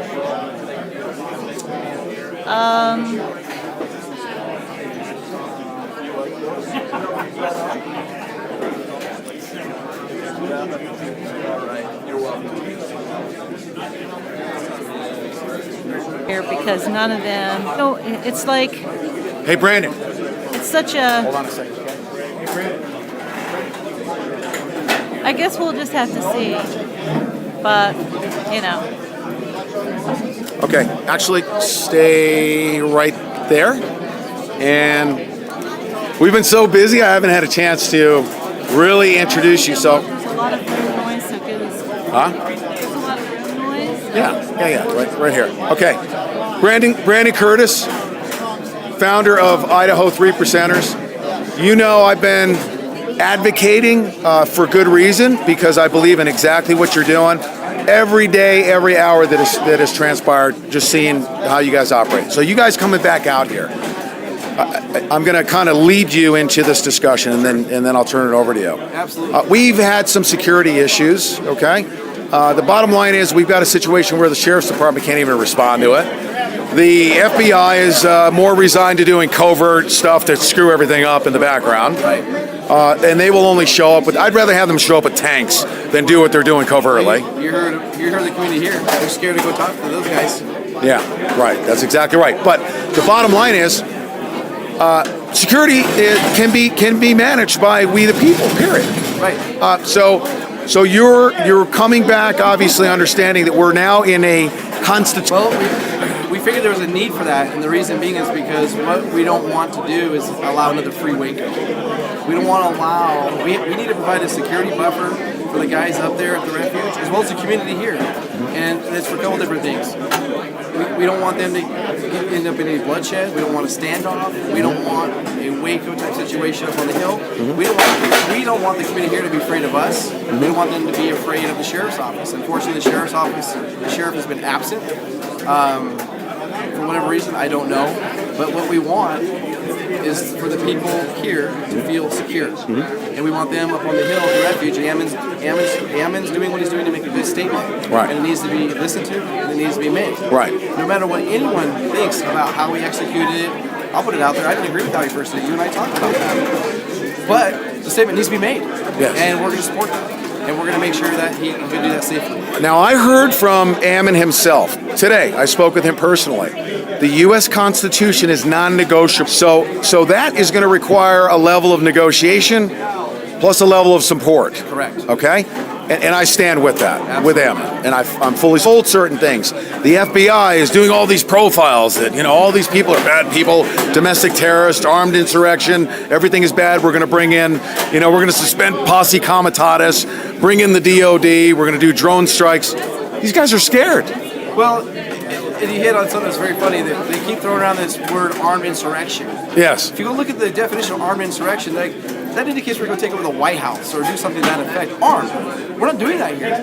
Well, they didn't even take over the refuge armed because there was nobody in there. They just walked in and then took a defensive posture. Right. It wasn't an armed takeover. It wasn't an insurrection. It wasn't even an unarmed insurrection. Right. It wasn't even a takeover. It's not a siege. Right. Either. And they just so happen to have the drama out there. This is an occupied. That's what it is. It's an occupied. It is. And that's what they're doing. It is. Peacefully. I encourage people to go talk to them. We're going up there tomorrow.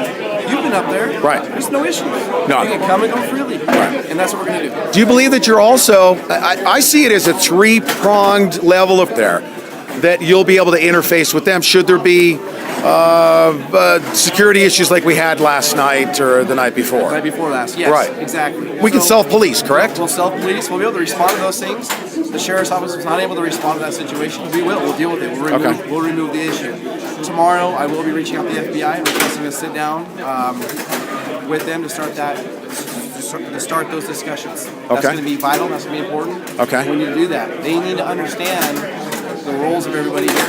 They need to understand the rules and the role of engagement and what we expect from them, because all the eyes are on them. Right. The media being here like yourself shows the world what's transpiring, and they need to act accordingly. Can you do me a favor when you sit down with them? Yes. This is just a Pete Santilli request, okay? Can you tell them if there's an opportunity to exchange, okay, if they could please exchange the psychological covert operation that they're doing that people aren't aware of, Right. and just replace that with tanks. Bring tanks in. At least we can see them. We know what's coming at us. Right. I believe that is what is more dangerous to our society is the psychological warfare being perpetrated upon this local going on population. right here? Huh? What's going on right here? Right here. Well, isn't it ironic that they say we're the patriots, we're the militia, we're the bad guys, and we're coming down here to help the community. Right. We have families, we have businesses, we work, we have jobs, we have children. Right. However, we're staying at a hotel. You can come knock on our door, talk Right. to us. Right. You can't do that over there. You have to go through gates and a compound and security. Right. They're not transparent. Right. That's a problem. They're not. No. That's an important consideration. If they can't provide for transparency, okay, their covert operation, as Obama has said, we're here to study and surveil, and do so covertly. What are they studying and surveilling? So, good question. Is it necessary for the resolution here? What's happening here in this room, I think, is most important, is that we, the people, come together with a committee of safety. What's happening in this room right here is setting history. Yeah, This, I believe was so. just asked by another reporter, what is the American way to you? And my answer was what you just saw right here. Right This there. is the American way. This is the American spirit. Right. The people are coming together and saying, we're going to take control, Right. we the people, Right. which they can do. Right. This is setting history right here. Yes, sir. And this needs to keep momentum up. Yep. People need to keep watching this. People need to support this community. People need to come here and see how great of a community this is in a peaceful way, and Right. to support them. Show support. Yeah, that's right. Yeah. That's right. And also, cooler heads will prevail, and a process by which, if it is necessary for quote unquote militia intervention, it will be consensual, it will be constitutional. Right. But all opportunities will be exhausted for a peaceful, like the redress of grievances. Yep. Right? Yep. That process has been going on for well prior to the standoff. They've been trying that for months. That's right. They've been trying that for months, Right. and it fell on deaf ears. They were ignored. Right. The citizens here, Right. the constituents of the elected officials, that courthouse, Right. have been ignored by the people they voted on. That's exactly right. Now, Brandon will be here. What's up, guys and gals? Oh, come on. If you don't want to be on camera, don't go near me. This is true. Let's go. It's not started?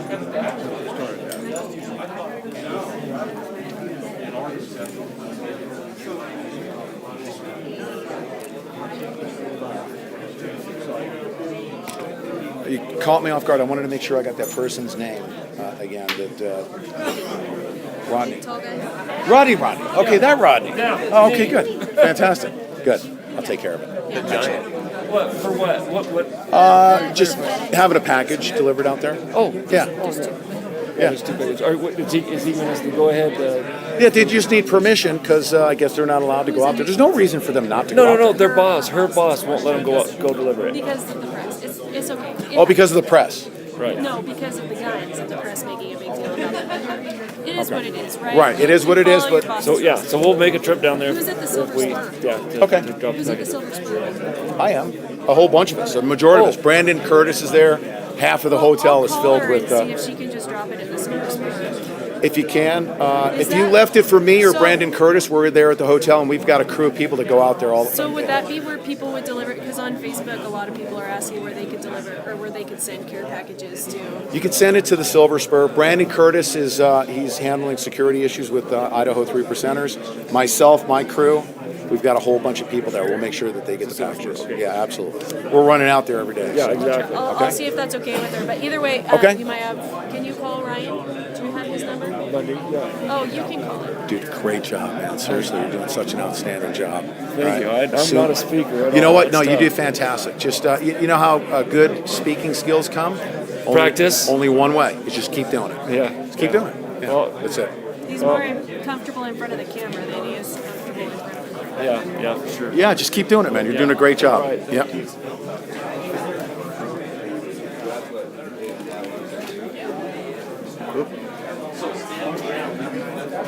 Hello, sir. You doing okay? Are you watching our stream? Are you able to watch our stream? Are you watching it at all on the internet? No?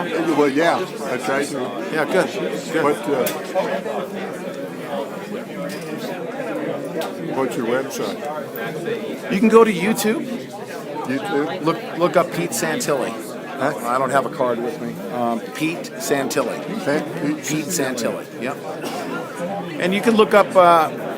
You can just search. Just do a search for the refuge. You'll be able to see it. Okay, sir. Good. Nice meeting you.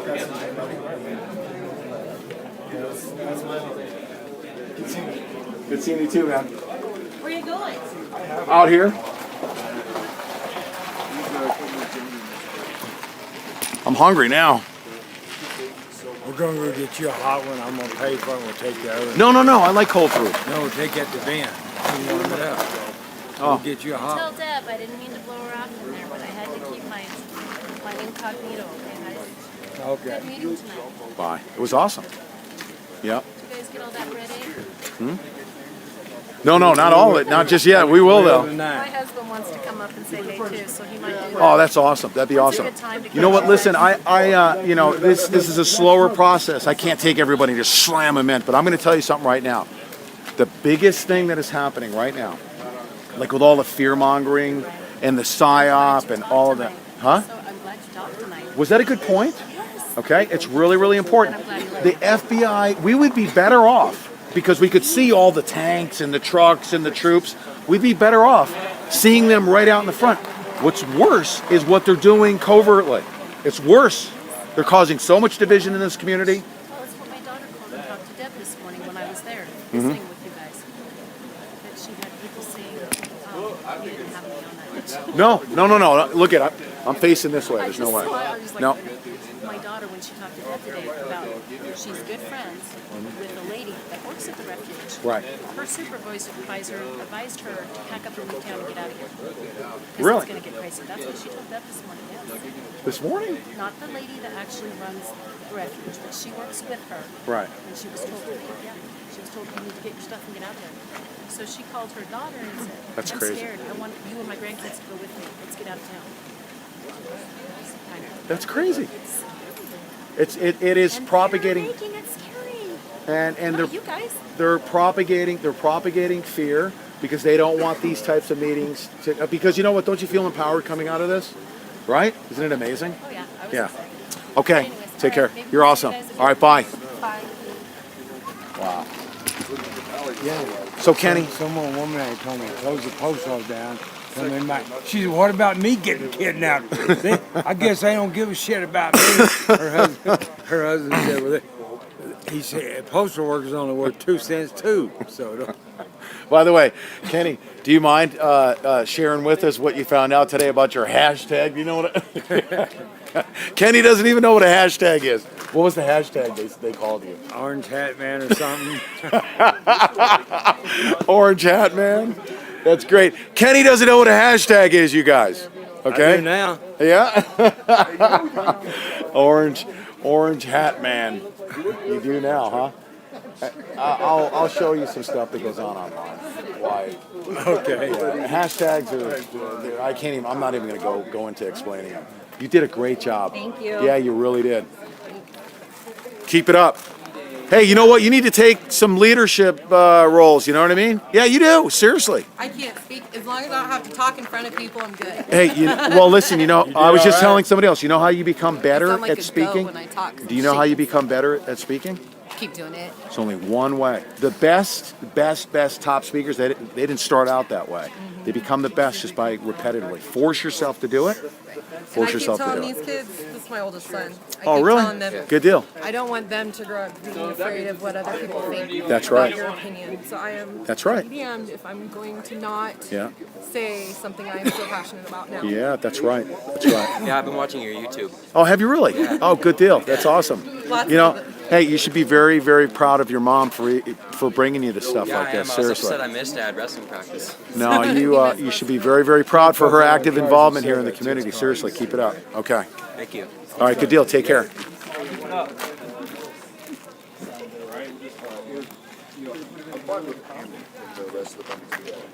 There we are. Hey, Vaping. did you hear anybody in there say that? I don't know what this, if those claims about Buddha are substantiated. There were, the committee was split 3 and 3. You know why? They did draft that letter, and they read the letter. But the reason why they didn't have the majority support is because if they ask him to leave now, guess what's going to happen? Tomorrow they go back to normal. Yeah. Go back to, And the community's not going to benefit. you call that normal? What they're going to go back to? I say normal. That is normal. What they think is normal. What? Yeah, and it's not constitutional. Right. Yeah, right. Okay. I'm hoping that this is what I'm supportive of. You want to know what I'm supportive of? I already know. If Ammon says, "I'll leave tomorrow if you absolutely enforce the U.S. Constitution," they're not. They're not going to do They're it. not, it's going to take them a little while. So what I'm saying is, it's going to take a while for Ammon to negotiate his way out, for them to realize that he is actually doing what we would all want to be doing, and that is a total, complete constitutional restoration. And readdress all the stuff. That's right. About to happen. Redress of grievances. That's right.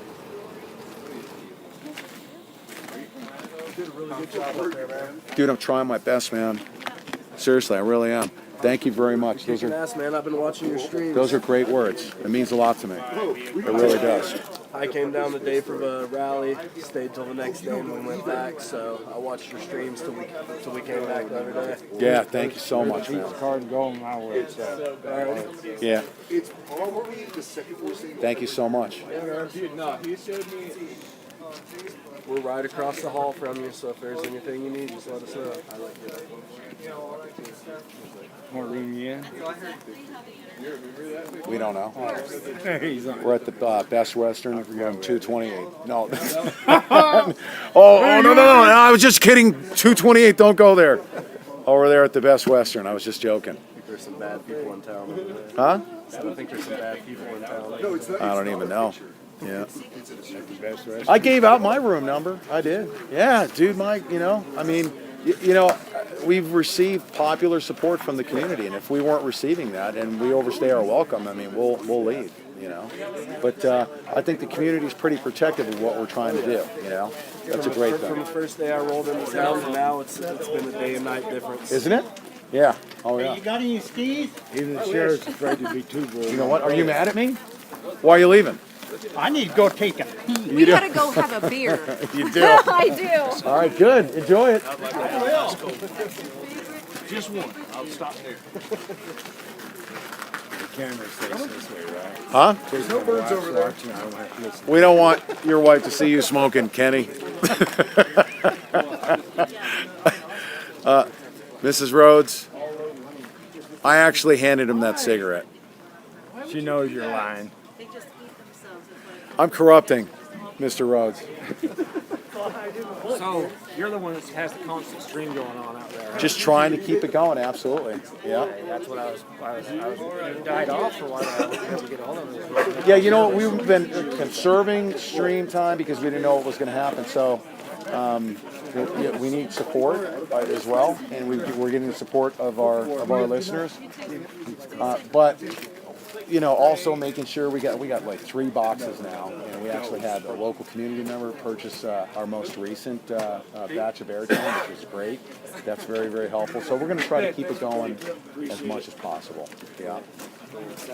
Later, man. Hey, have a good night. thanks. We'll see you guys out They there. had to adjust the Blake Cooper. microphone for you. She needs a signature I'll get a signature from them. from both of them, and you have to sign for that. Okay. I have to sign for them. Okay. Okay. I will. Yeah. All right. All right. What, Tell- You guys have a good night. What time? Do you want to? She might do it tomorrow, either that or Monday. Tomorrow. Tomorrow or Monday. I would say in the morning. Give me a time. I'm Tomorrow? texting 8 o'clock, her like literally 8 right o'clock? now. Huh? 8 o'clock? 7 o'clock? Well, I'm not going to be able to get their signatures by No. tomorrow. It's going to have to be by Monday then, right? Okay. But doesn't she have to give you something to sign? She's got to give you something to sign, though. She is. No, she doesn't. You just have to get their written Oh, okay. permission. Written permission. Yeah, Okay. for you to sign for Yeah, I'll get the written. So can she do it on Monday then? It's not going to be by tomorrow. I won't I get just the think written. that way she knows when you're going to be there. Is my Okay. because you're kind of hit and miss. Right? Yeah, I don't know what time tomorrow You afternoon. can do it too. I mean, anybody can Well, do babe, it. why don't you just Because give this is us- it's easier to I talk know. to him into his face. We could get his number and I could call him. Isn't it the worst thing you've ever heard? Yes, I agree. Well, how hard is it to be like, oh well, I can do it Monday or tomorrow?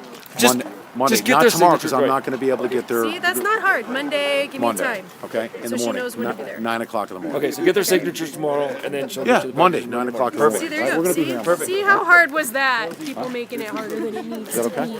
be. It's easy. Don't let him push.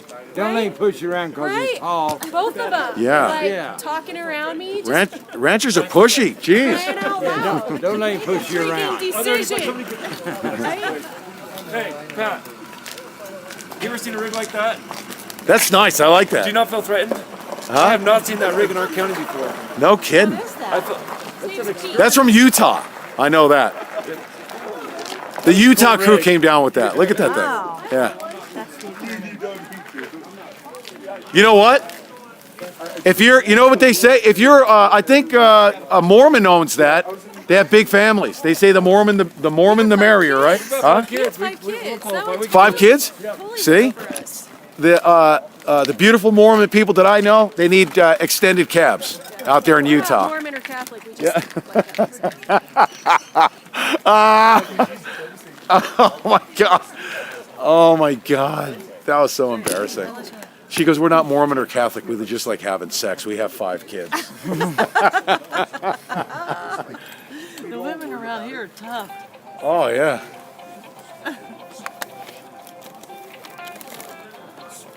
Everybody's looking inside that lawyer's vehicle. Yeah. You guys ready to go? Yeah. Next to what? 9 o'clock. Let's go. What's up, man? Great job, dude. Say, Michelle. Bye, brother. Yeah. See you out there? Hey, is this the Peterson Telly show? No. It's a Brandon Curtis show. You have to have another angle for him. Huh? Yeah, you have to point it down, I'm sure, vertically challenged. No, I don't have to do the angle. Yeah, there you go. Midget status. Orange hat man. Are you live streaming right now? Orange hat. Yes. Oh, that's awesome. Not on you, on me. Always. Here. Oh, Why? Do you not want to be on camera? no, I'm camera shy. I don't know, I'm shy. 8, not 9. 8 Yes. on Monday? Yes. Okay. Okay. All right. It's fine. Yeah. This guy. I want to talk to you. Is that okay? Can I talk to you? Yeah, you can. Okay. Hey, where are you going? On camera. Right on camera? Is it okay? Well, what do you want to ask me? Oh, he's good. You know what? Can I ask the questions? Yeah. You want to? Okay, listen. You're afraid I might answer them. I know you would. So listen, we've transitioned. I'm gonna lead off by saying this. We've transitioned from this. I'm gonna call it a. Sorry about that, sir. How you doing? Good. Joseph Rice. Huh? Joseph Rice. Little bar next to it. Good to meet you. Okay. Where is it? Which one is it? Where, on Broadway? Yeah. You know the Mexican restaurant? Yeah. It's right next door. Okay. I guess most people are over there just chat. Okay, good deal. Sure will. It's time to stand. Strength in numbers Sir? and unity. We may do it. No, it's so good to see you. This will back the sheriff off, I need to talk. I would hope it might change his position and realize that there's a community here that has a different point of view and he probably needs to start a Oh, dialogue. they're great people. Well, our hotel room's right next to yours. I've told everyone, back the sheriff off, because I don't know, they can't do it. Well, I've met with him and he wants peace. He wants a peaceful resolution, which is appropriate. But I think there's some concerns that have to be addressed with the community. And obviously, you can't have the federal government instilling fear in this community. And people have a right to assemble, people have a right to air their grievance, people have a right to exercise their free speech. And it doesn't have to be popular. It doesn't have to be things people like, but that's the spirit of debate. If you're respectful about it, you can find that middle ground and open up a dialogue, open up a discussion. You can get things done. You can move things forward, but you have to have it. You gotta hold off on the rally around What? the sheriff's office. The rally? We have no issues or plans. Did you go up there how they got it fortified? No, I haven't been up there yet. Oh, yeah, I drove around You can't get around it. 2 or 3 times. I'll give you something to do tonight. Yeah, they got it all blocked off and streets off, and guards standing out there. And It's cold weather. Oh, at the sheriff's office? yeah, in the courthouse. Crazy. You need a card?